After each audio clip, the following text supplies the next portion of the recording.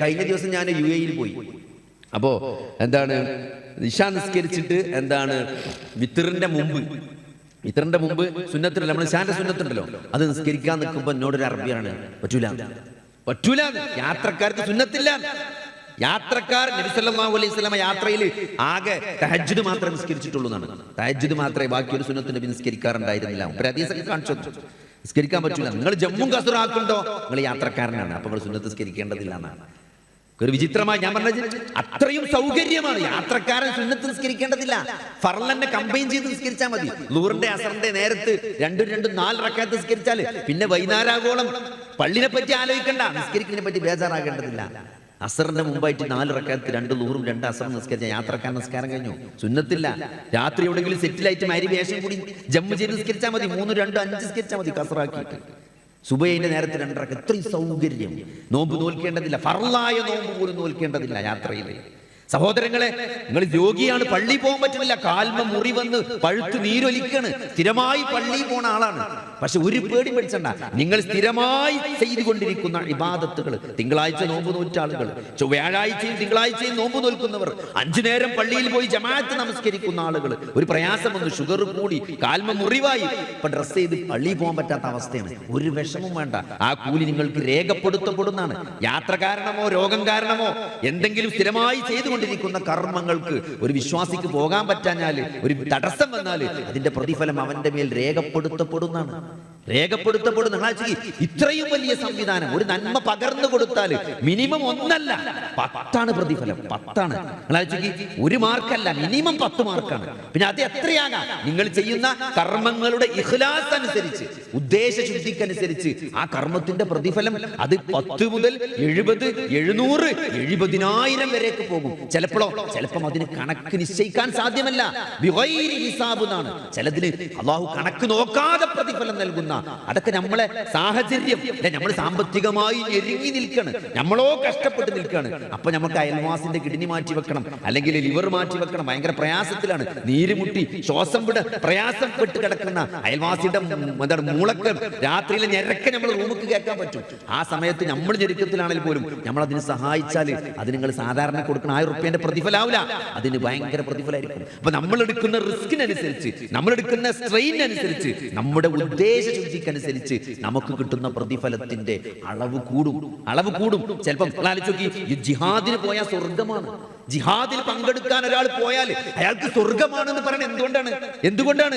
യുദ്ധത്തില് നബി സല്ലല്ലാഹു അലൈഹി വസല്ലമയുടെ കാലത്ത് യുദ്ധത്തിന് പോകുക എന്ന് പറഞ്ഞാൽ നേരെ അമ്പും വില്ലും വാളും നേരെ വരിക ചെയ്യാം. നേരെ ബങ്കറിൽ കയറി ഒളിച്ചിക്കാൻ പറ്റൂല, നേരിട്ടുള്ള യുദ്ധമാണ്. മരിക്കാനുള്ള ചാൻസ് കൂടുതലാണ്. അപ്പൊ ഒരാൾ യുദ്ധത്തിന് പോകാൻ തയ്യാറായാൽ തന്നെ അയാൾക്ക് എത്രത്തോളം ഈമാൻ, എന്റെ ജീവൻ ഞാൻ അള്ളാഹ്ക്ക് കൊടുക്കാൻ തയ്യാറാണെന്നാണ് യുദ്ധത്തിന് പോകാൻ ഒരാൾ തയ്യാറായി എന്ന് പറയുമ്പോൾ. അപ്പൊ അതിന്റെ പ്രതിഫലം സ്വർഗമാണ്.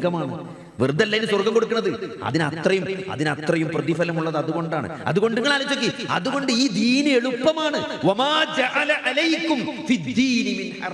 ഈ മതത്തിൽ നിങ്ങൾക്ക് അല്ലാഹു ഒരു പ്രയാസം ഉണ്ടാക്കിയിട്ടില്ല. നിങ്ങൾക്ക് ചെയ്യാൻ പറ്റാത്ത നിങ്ങൾ ചെയ്യണ്ട. നിങ്ങൾക്ക് പൈസ അല്ലേ, വരുമാനല്ലേ, സക്കാത്ത് കൊടുക്കേണ്ടതില്ല, നന്നായി പെരുമാറിയാൽ മതി. ഒരാൾ സഹായം ചോദിച്ചു വരുമ്പം ഞാൻ തന്നെ കുടുങ്ങിക്കാണ്, ഇല്ലത് കൊടുക്കുക, കൊടുക്കാൻ കഴിയില്ലെങ്കിൽ നല്ല വാക്ക് പറയാ, ഓനെ ചോദ്യം ചെയ്ത് ഇടങ്ങേറാക്കി വലിയ ഇൻവെസ്റ്റിഗേഷൻ ഒക്കെ നടത്തി ഓനെ ചടപ്പിക്കേണ്ട ആവശ്യമില്ല. എന്നെ കൊണ്ട് കഴിയൂല, ഞാൻ തന്നെ കുറച്ച് പ്രയാസത്തിലാണ്, ഇൻഷാ അല്ലാഹ് കഴിവുണ്ടെങ്കിൽ തരും എന്ന് പറയാം. സഹോദരൻ, അല്ലെങ്കിൽ കഴിവിനനുസരിച്ച് കൊടുക്കാം. ഒരു പ്രയാസമില്ല, സത്യസന്ധമാണോ, നിങ്ങൾക്ക് ഒരു പ്രയാസമില്ല. അല്ലാഹു നിങ്ങളെ മനസ്സിലേക്ക്, നിങ്ങളെ അവസ്ഥ അറിയണ പഠിച്ചോ. അതുകൊണ്ട് ഈ മതത്തിൽ ഒരു പ്രയാസമില്ല. നിങ്ങൾക്ക് പ്രയാസം ഉണ്ടോ, ഞാൻ പറയില്ല നിസ്കരിച്ചണ്ട, നിങ്ങൾ ആ സമയം അങ്ങോട്ടും ഇങ്ങോട്ടൊക്കെ ആക്കാം. നിസ്കാരം ഒഴിവാക്കാൻ പറ്റൂല, കിടന്നിട്ടെങ്കിലും നിസ്കരിക്കണം അല്ലേ, സുന്നത്ത് നിസ്കരിക്കേണ്ടതില്ല പ്രയാസം ഉണ്ടെങ്കിൽ. പക്ഷേ നമുക്ക് ദിക്ർ ചൊല്ലാം, ഖുർആൻ ഓതാം, അങ്ങനെ കഴിയണ കാര്യം അല്ലാഹു നിങ്ങൾക്ക് കഴിയാത്തത് നിങ്ങളുടെ മേൽ കൽപ്പിക്കുകയില്ല എന്ന് ആമന റസൂൽ നമ്മൾ ഓതുമ്പോൾ നമ്മൾ പറയും. അതിന്റെ അർത്ഥം സഹോദരങ്ങളെ എന്താണ്? ചില ആൾക്കാർ മനസ്സിലാക്കിയത് എന്താരോ, കഴിയാത്തതൊന്നും പടച്ചോൻ നമ്മളോട് പറയില്ല എന്നാ. അതുകൊണ്ട് അതൊന്നും നമ്മൾ ചെയ്യേണ്ടതില്ല എന്നല്ല. അല്ലാഹു സുബ്ഹാനഹു വ തആല എന്തൊക്കെ കൽപ്പിച്ചിട്ടുണ്ടോ അതൊക്കെ കഴിയുന്നതാണെന്നാണ് ആയത്തിന്റെ അർത്ഥം. കഴിയാത്തത് കൽപ്പിക്കൂല എന്ന് പറഞ്ഞാൽ നമ്മൾ എങ്ങനെയാണ് മനസ്സിലാക്കേണ്ടത്? കൃത്യമായിട്ട് പണ്ഡിതന്മാർ പഠിപ്പിച്ചു. അതിന്റെ അർത്ഥം കഴിയാത്തതൊന്നും ചെയ്യേണ്ടെന്നല്ല. അതെ, അല്ലാഹു സുബ്ഹാനഹു വ തആല ഒരു കാര്യം ഫർളാക്കിയിട്ടുണ്ടെങ്കിൽ അത് മനുഷ്യനെ കൊണ്ട് ചെയ്യാൻ കഴിയുന്നതാണ്. വ്യഭിചരിക്കരുത് സഹോദരങ്ങളെ. ആരോടാണ് വ്യഭിചരിക്കരുതെന്ന് പറഞ്ഞത്?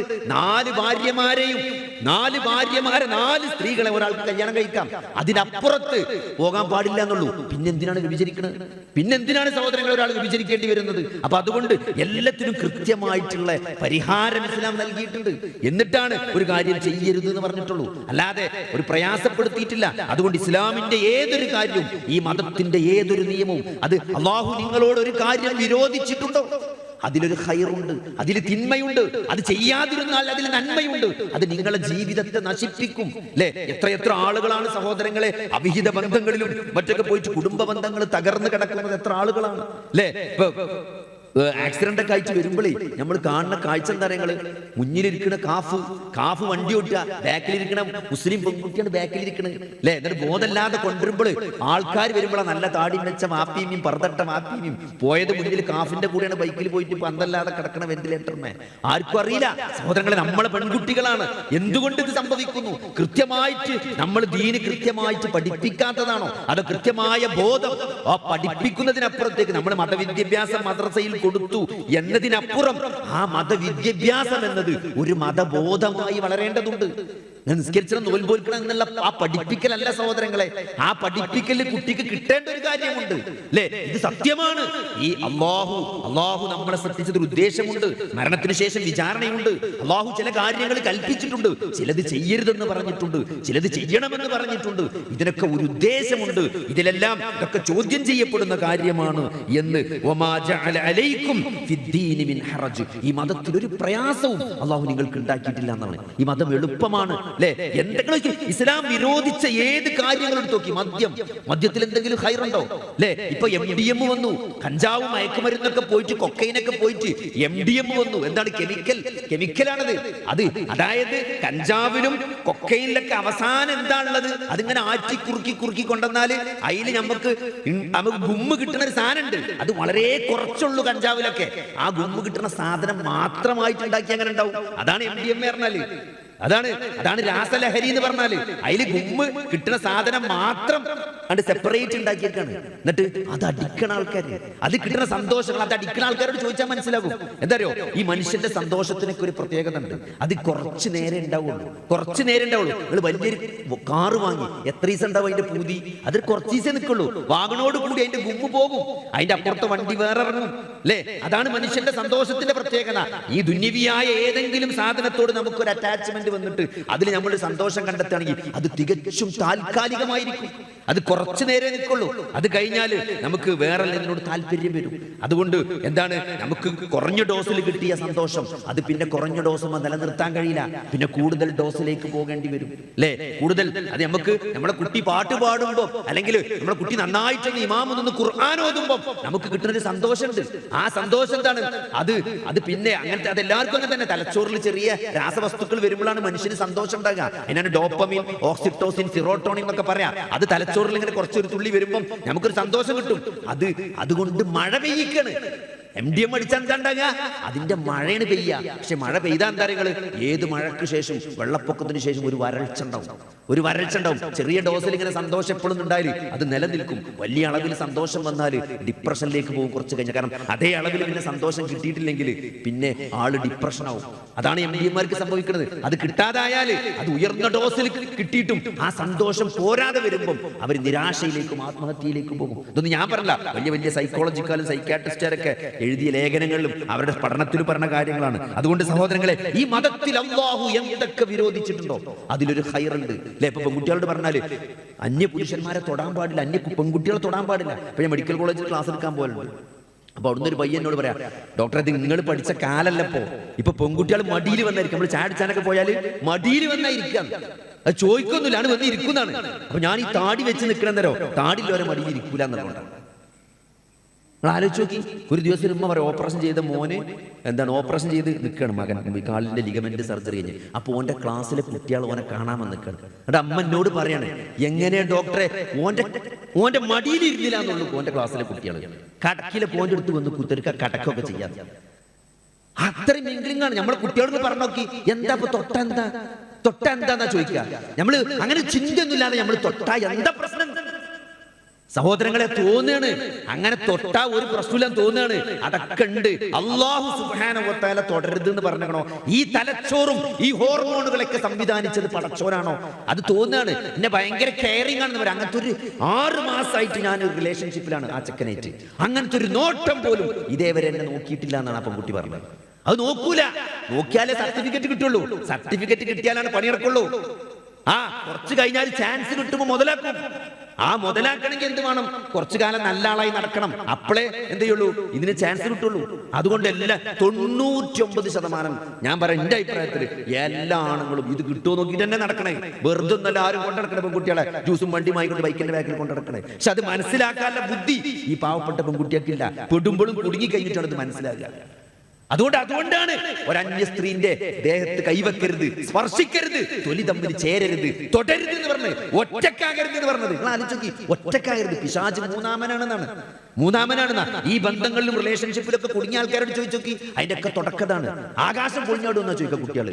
പക്ഷെ ആകാശം ഒന്നും പൊളിഞ്ഞാടൂല. പക്ഷെ ആകാശം പൊളിഞ്ഞാടുന്ന ഒരു ദിവസം വരും. അന്ന് ഇതൊക്കെ തീരുമാനിക്കപ്പെടും. അന്ന് വിചാരണ ഉണ്ട്. ആരൊക്കെ തൊട്ടത്, ആരൊക്കെ തലോടിയത്, ആരൊക്കെ മറവിലെന്തൊക്കെ ചെയ്തത് എന്ന് അല്ലാഹു വെളിക്ക് കൊണ്ടുവരുന്ന ഒരു ദിവസം വരാണ്ട്. ആ ദിവസത്തിന് തയ്യാറെടുക്കലാണ് മനുഷ്യ ജീവിതത്തിന്റെ ലക്ഷ്യമെന്നത്. അത് കൃത്യമായിട്ട് നമ്മൾ മനസ്സിലാക്കണം.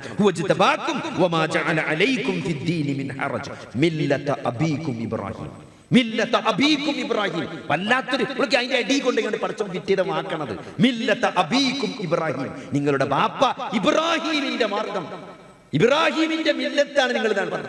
ആരാണ് സഹോദരങ്ങളെ ഇബ്രാഹിം നബി അലൈഹി സ്വലാം? ഈ പറഞ്ഞ അല്ലാഹുവിന്റെ ആദർശത്തിന് വേണ്ടി ഒരു മനുഷ്യന്റെ ജീവിതത്തിൽ ഏറ്റവും കൂടുതൽ അവന്റെ വ്യക്തി ബന്ധങ്ങളിൽ ഏറ്റവും കൂടുതൽ റിലേഷൻഷിപ്പ് ഉള്ള, ഏറ്റവും കൂടുതൽ ബന്ധമുള്ള ആരതാ? മാതാപിതാക്കളോടായിരിക്കും. ഒരാളെ സംബന്ധിച്ചിടത്തോളം ഒരു മനുഷ്യനാണോ അയാൾക്ക് ഏറ്റവും സ്നേഹമുള്ളത് സ്വന്തം മാപ്പാനിമാനായിരിക്കും.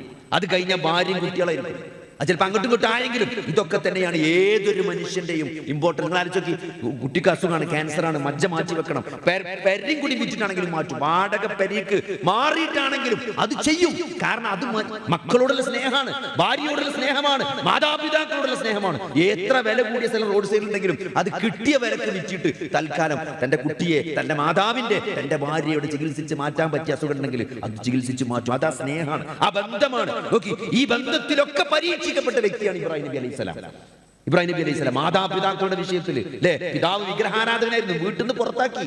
അപ്പോഴും എന്റെ പൊന്നു പിതാവ് എന്നാണ്. ആ സംസാരത്തിന് പോലും ഒരു എന്തൊരു ആദരവിന്റെ കുറവ് നമുക്ക് കാണാൻ പറ്റില്ല. എന്റെ പൊന്നുപ്പ എന്നാണ് അപ്പോൾ പോലും വിളിച്ചത്. യാ അബത്തി എന്തുകൊണ്ടാണ് അദ്ദേഹം തന്റെ പിതാവിനെ വിളിക്കുന്നത്, അഭിസംബോധന ചെയ്ത്. എന്നിട്ടോ അതിൽ അദ്ദേഹം പരീക്ഷിക്കപ്പെടുന്നത്. സ്വന്തം ബാപ്പ പുറത്താക്കാണ്, എറിഞ്ഞു കൊല്ലുന്നു പറയാണ്. ആ നാട്ടിൽ നിന്ന് പുറത്താക്കപ്പെടുകയാണ്. ഇത്ര കാലം നമ്മുടെ സ്ഥലത്ത് ഒരു 10, 20, 30, 40 കൊല്ലം ഒരു സ്ഥലത്ത് ജീവിച്ചിട്ട് ഇപ്പൊ പല ആളുകളും മകനൊക്കെ ജോലി സ്ഥലത്ത് വീട് വെച്ചാൽ ഒരു വാപ്പി പോകൂല കെട്ട്. എന്താ പറയാ, ഞങ്ങൾ ഇത്ര കാലം ഇവിടെ ജീവിച്ചാൽ ഞങ്ങൾ വരുന്നില്ല, ഇവിടെ കടന്ന് മരിച്ചാന്നാ പറയാ. അതൊരു നാടിനോടുള്ള സ്നേഹമാണ്. നമ്മൾ ജനിച്ചു വളർന്ന സ്ഥലം വിട്ടു പോകാൻ ആരും തയ്യാറാവില്ല. അങ്ങനത്തെ ഒരു സ്ഥലത്ത് നിന്ന് പുറത്താക്കപ്പെടുകയാണ്. എന്തിനു വേണ്ടി? അള്ളാഹു മാത്രമാണ് ആരാധനക്കർഹൻ എന്ന് പറഞ്ഞതിന് വേണ്ടി. ഈ സൂര്യനെയും ചന്ദ്രനെയും നിങ്ങൾ ആരാധിക്കരുത്, ഈ വിഗ്രഹങ്ങളെ നിങ്ങൾ ആരാധിക്കരുത്, നിങ്ങൾ ഏകനായ പ്രപഞ്ച സൃഷ്ടാവായ പടച്ചവനെ അല്ലാഹു സുബ്ഹാനഹു വ തആല ആരാധിക്കണമെന്ന് പറഞ്ഞതിന്റെ പേരിൽ ആ നാട്ടിൽ നിന്ന് പുറത്താക്കപ്പെടുക, തീകുണ്ടാരത്തിൽ എറിയപ്പെടുക. അല്ലെ, വാർദ്ധക്യത്തിൽ കുട്ടികളില്ല, വാർദ്ധക്യത്തിൽ പ്രാർത്ഥിച്ച് നേടിയ ഒരു സന്താനം, ആ സന്താനത്തെയും ഭാര്യയും ആരോരുമില്ലാത്ത മരുഭൂമിയിൽ ഉപേക്ഷിക്കണമെന്ന് പറയാം. മാതാപിതാക്കളുടെ വിഷയത്തിൽ അദ്ദേഹം പരീക്ഷിക്കപ്പെട്ടു, കുട്ടികളില്ലാതെ പരീക്ഷിക്കപ്പെട്ടു. പ്രാർത്ഥിച്ചൊരു കുട്ടിനെ കിട്ടി. എന്നിട്ട് അവസാനം കുട്ടിനെ കിട്ടിയപ്പോഴോ കുട്ടിനെ ഇമ്മാനും കൊണ്ട് ആരുമില്ലാത്ത മരുഭൂമിയിൽ കൊണ്ടിടണമെന്ന് പടച്ചോൻ പറഞ്ഞതാണ്. കേട്ടു ഇബ്രാഹിം നബി അലൈഹി സ്വലാം, അവിടെ കൊണ്ടിട്ട് പോന്നോടുന്നു. എന്നിട്ടോ പിന്നെ ആ കുട്ടിക്ക് ഒരു പ്രായമായപ്പോഴും, ഒരു കളിച്ചു ചാടി ഓടി ഇറക്കുന്ന പ്രായമായപ്പം അതിനെ അറുക്കണം എന്ന് പറഞ്ഞു. അതിനെ അറുക്കാൻ ഇബ്രാഹിം നബി തയ്യാറായി. ഇത്രത്തോളം പരീക്ഷിക്കപ്പെട്ട ഇബ്രാഹിം നബി അല്ലാഹു എന്ത് കൽപ്പിച്ചോ അതെല്ലാം അനുസരിക്കാൻ, അതിനെന്തൊക്കെ നഷ്ടം, ബാപ്പ നഷ്ടപ്പെട്ടാലും, മകൻ നഷ്ടപ്പെട്ടാലും, ഭാര്യ നഷ്ടപ്പെട്ടാലും അതിനെല്ലാം തയ്യാറായ നിങ്ങളുടെ പിതാവ് ഇബ്രാഹിം നബിയുടെ മാർഗത്തിലാണ് നിങ്ങൾ എന്ന് പടച്ചോൻ പറഞ്ഞത്. മില്ലത അബീകും ഇബ്രാഹിം. അതുകൊണ്ട് ഇത് വല്ലാത്ത ഉത്തരവാദിത്തമാണ്. ഇത് ഒരു അലങ്കാരമല്ല സഹോദരങ്ങളെ. ഈ മുസ്ലിം എന്ന് അടുത്ത വാക്കെന്താ? മുസ്ലിമീൻ, അവൻ നിങ്ങൾക്ക് മുസ്ലിം എന്ന പേരിട്ടു എന്നാണ്. ഇവിടുത്തെ നരേന്ദ്ര കമ്മീഷൻ നമുക്ക് ഇട്ട പേരല്ല മുസ്ലിം എന്നത്. മുസ്ലിം എന്ന പേര് അല്ലാഹു സുബ്ഹാനഹു വ തആല, ഈ പ്രപഞ്ചത്തിന്റെ സൃഷ്ടാവായ അല്ലാഹു സുബ്ഹാനഹു വ തആല നമുക്ക് നൽകിയ പേരാണ് മുസ്ലിം എന്നത്.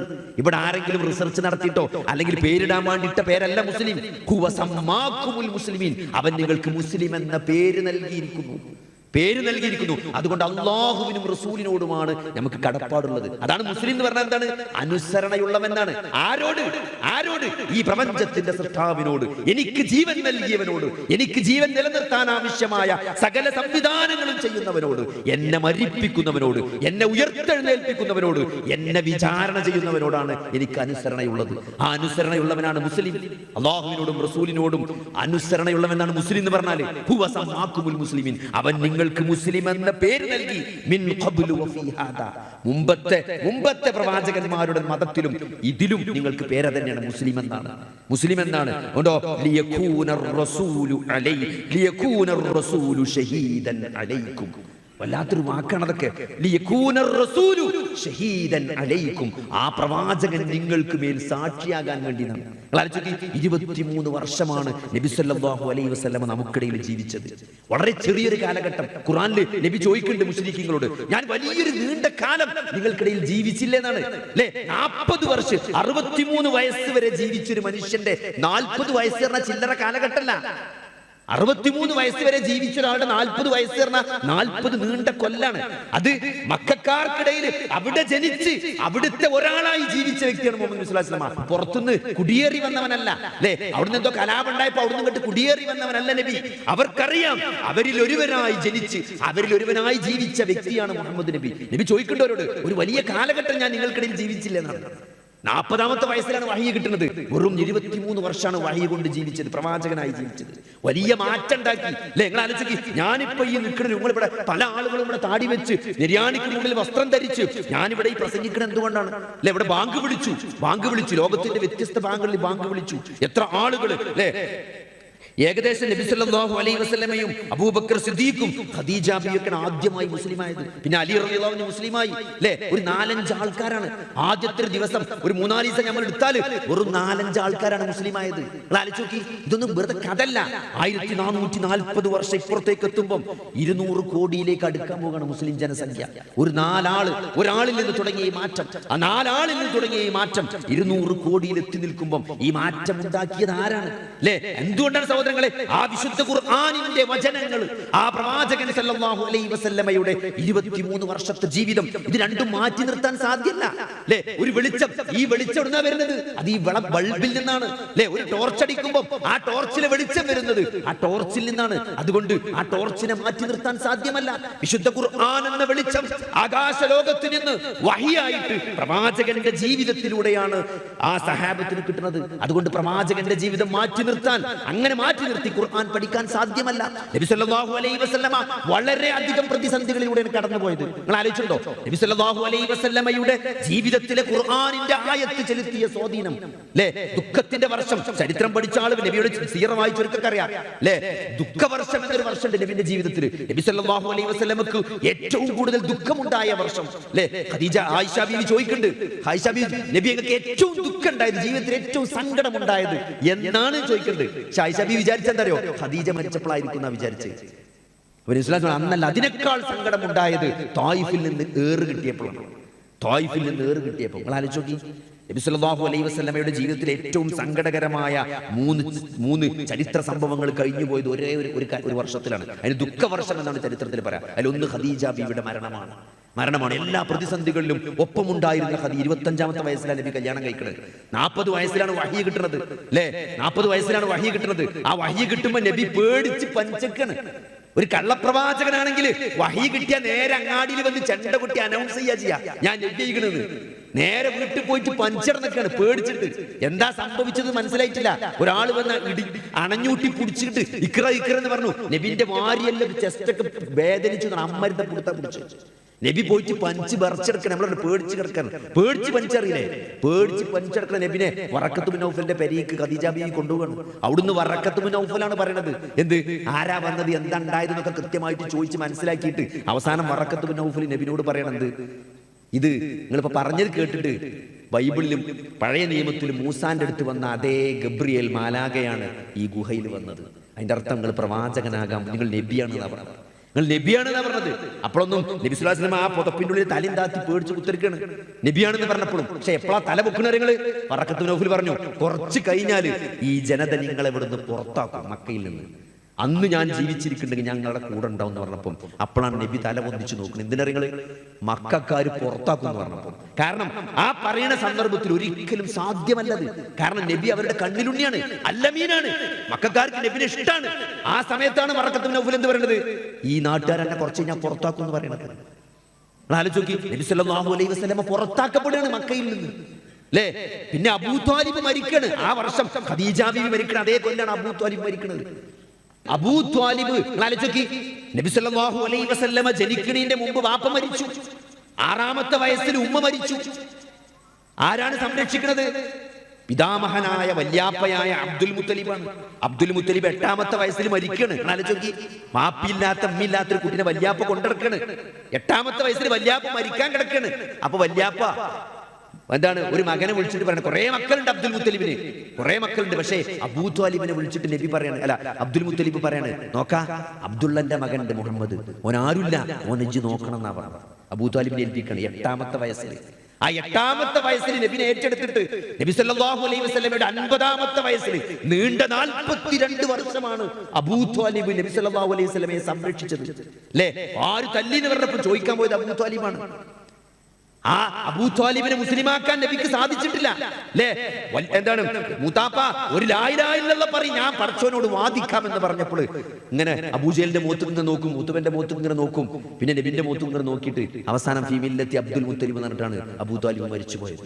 എന്നിട്ട് നബിക്ക് സങ്കടായി. പക്ഷെ അള്ളാഹു ആയത്തിറക്കി, ഇന്നക ലാ തഹ്ദീ മൻ അഹ്ബബ്ത, നബിയെ താങ്കൾ ഇഷ്ടപ്പെട്ട ആളുകളെ ഹിദായത്തിലാക്കാൻ കഴിയില്ല എന്ന് പറഞ്ഞു. നമ്മൾ പറഞ്ഞു വന്നത് നബി സല്ലല്ലാഹു അലൈഹി വസല്ലമ 23 വർഷം വഹയി കിട്ടിക്കൊണ്ട് പ്രവാചകനായിട്ട് 40 വർഷം വഹയില്ലാതെയാണ് നബി സല്ലല്ലാഹു അലൈഹി വസല്ലമ മക്കക്കാരനായി ജീവിച്ചത്. 40ാമത്തെ വയസ്സിൽ വഹയി വന്ന് പ്രവാചകനായി തിരഞ്ഞെടുക്കപ്പെട്ട് ആ മക്കക്കാർക്കിടയിൽ ജീവിക്കുമ്പം നബി സല്ലല്ലാഹു അലൈഹി വസല്ലമ ഖുർആൻ ഓതുമ്പം അത് വഹിയാണ്. കാരണം നബി സല്ലല്ലാഹു അലൈഹി വസല്ലമയെ അവർക്കറിയാം. അത് വലിയൊരു കാലഘട്ടം ഞാൻ നിങ്ങൾക്കിടയിൽ ജീവിച്ചില്ലെന്ന് ചോദിക്കുമ്പം ആ നബി ആരാണെന്നും മൂപ്പര് എവിടെയായിരുന്നെന്നും മൂപ്പര് എവിടെയെങ്കിലും പോയിട്ട് ഗ്രീസിലോ റോമിലോ ഒക്കെ പോയിട്ട് എന്തെങ്കിലും പഠിച്ചു വന്ന ആളല്ല. മൂപ്പര് എവിടെയെങ്കിലും ആരുടെയെങ്കിലും കീഴിൽ വിദ്യ അഭ്യസിച്ച ആളല്ല. ഏതെങ്കിലും കിതാബ് ഓതിയോ ഗ്രന്ഥരചന നടത്തിയോ ഒന്നുമില്ല. അങ്ങനത്തെ ഒരു സാഹിത്യകാരനല്ല, ഒരു കവിയല്ല, ഒരു സാധാ അറബിയാണ്. അവർക്കിടയിൽ ജീവിച്ച അവരെ പോലൊരു മനുഷ്യൻ മാത്രമാണ്. അതുകൊണ്ട് ആ നബിയുടെ വായിലൂടെ ഖുർആൻ അവതരിക്കുമ്പം അത് അവർക്കത് നിഷേധിക്കാൻ കഴിയില്ല. കാരണം നബി പഠിച്ചിട്ടില്ല. പഠിക്കാത്ത നബി പിന്നെ എങ്ങനെ പറയാം? അതുകൊണ്ടാണ് നബി ഭ്രാന്തനാണെന്ന് പറഞ്ഞത്. സിഹിർ ബാധിച്ചു എന്ന് പറഞ്ഞത് അതുകൊണ്ടാണ്. മജ്നൂനാണെന്ന് പറഞ്ഞത് അതുകൊണ്ടാണ്. കാരണം ഒരാളടുത്ത് നിന്ന് പോയിട്ട് പഠിച്ച ആളാണെന്ന് അവരാരോപിച്ചിട്ടില്ല. അല്ലെങ്കിൽ ആരെങ്കിലും പറഞ്ഞു കൊടുക്കണമെന്നേ പറയാൻ പറ്റുള്ളൂ. അതല്ലാതെ നബി സല്ലല്ലാഹു അലൈഹി വസല്ലമക്ക് അത് പഠിച്ച് അതിൽ അറിവുള്ള ആൾ, എഴുത്തുമാനെ അറിയുന്ന ആളാണെന്ന് അവർ പറഞ്ഞിട്ടില്ല. കാരണം അത് അവർക്കറിയാം, അവരുടെ ഇടയിൽ ഉള്ള നിരക്ഷരനായ ഒരാളാണ് നബി സല്ലല്ലാഹു അലൈഹി വസല്ലമ എന്നത്. ആ നബി സല്ലല്ലാഹു അലൈഹി വസല്ലമ ഞങ്ങൾ ആലോചിച്ചു 23 വർഷം പ്രവാചകനായി ജീവിച്ചു, അല്ലേ? ആ പ്രവാചക ജീവിതത്തിന്റെ ഓരോ ഘട്ടങ്ങളിലാണ് വിശുദ്ധ ഖുർആൻ അവതരിക്കുന്നത്. നബി സല്ലല്ലാഹു അലൈഹി വസല്ലമക്ക് ഏറ്റവും വിഷമമുണ്ടാക്കിയ ഈ നീണ്ട 42 വർഷം നബിയെ സംരക്ഷിച്ച അബൂ ത്വാലിബ് കാഫിറായിട്ട് മരിക്കണം, മുശ്രിക്കായിട്ട് മരിക്കണം. നിങ്ങൾ ആലോചിച്ച് 42 വർഷം നബിയെ സംരക്ഷിച്ച ആ നബിക്ക് എത്ര സ്നേഹം ഉണ്ടാവും പ്രതിസന്ധികളിൽ, അല്ലെ? എന്തുകൊണ്ടാണ് അബൂ ത്വാലിബിനെ ഏൽപ്പിച്ചത്? പട്ടിണി. സത്യത്തിൽ അബ്ദുൽ മുത്തലിബിന്റെ കൂട്ടത്തില്, മക്കളുടെ കൂട്ടത്തിൽ ദരിദ്രനായിരുന്നു അബൂ ത്വാലിബ്. ദരിദ്രനായ അബൂ ത്വാലിബിനെയാണ് നബി സല്ലല്ലാഹു അലൈഹി വസല്ലമയുടെ സംരക്ഷണം ആരേൽപ്പിക്കുന്നത്? അബ്ദുൽ മുത്തലിബ് ബാപ്പ വല്യാപ്പ ഏൽപ്പിക്കുന്നത്. കാരണം വേറെ മക്കളുണ്ടായിരുന്നു, വേറെ എളാപ്പി മൂത്താപ്പാൾ കുറെ ആൾക്കാരുണ്ടായിരുന്നു. നല്ല പൈസക്കാരനായ അബ്ബാസ് ബിൻ അബ്ദുൽ മുത്തലിബ് ഉണ്ടായിരുന്നു. ഓരൊന്നും ഏൽപ്പിച്ചില്ല. കാരണം എന്താണ്? അബ്ദുള്ളന്റെയും അബൂ ത്വാലിബിന്റെയും ബാപ്പി ഉമ്മി ഒന്നാണ്, അല്ലേ?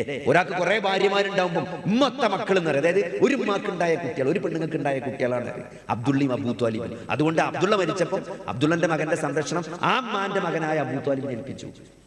ആ സ്നേഹം ഉണ്ടാകാൻ വേണ്ടിയിട്ടാണ്. അതുകൊണ്ടാണ് ദരിദ്രനായിട്ടും അബൂ ത്വാലിബിനെ ഏൽപ്പിച്ചത്. ആ അബൂ ത്വാലിബ് 42 കൊല്ലം നബിയെ സംരക്ഷിച്ചു, അല്ലേ? എന്നിട്ട് കാഫിറായിട്ട് മുശ്രിക്കായിട്ട് മരിക്കാണ്. നബി കിണഞ്ഞു നോക്കി, പക്ഷെ പറ്റില്ല. നബിക്ക് സങ്കടായി. ആയത്തിറങ്ങി, പടച്ചോ സമാധാനിപ്പിച്ചു. ആയത്തിറക്കി, ഇന്നക ലാ തഹ്ദീ മൻ അഹ്ബബ്ത, പ്രവാചകരെ താങ്കൾ ഇഷ്ടപ്പെട്ട ആളുകളെ മുസ്ലിമാക്കാൻ താങ്കൾക്ക് കഴിയില്ല എന്നാണ്. കാരണം അള്ളാഹു ആണ്, അള്ളാഹു ഉദ്ദേശിച്ചോളൂ ഹിദായത്ത് കൊടുക്കുക. അതുകൊണ്ട് നിങ്ങളെ പണിയല്ല എന്നാണ്, നിങ്ങൾക്ക് കഴിയില്ല എന്നാണ്. അത് നബിക്ക് ഏറ്റവും വിഷമുണ്ടാക്കിയ സന്ദർഭമാണ്, അല്ലേ? ഖദീജ ബീവി മരിക്കുന്നത്, അതേപോലെ അതേപോലെ അബൂ ത്വാലിബ് ഒരേ കൊല്ലത്തിലാണ്.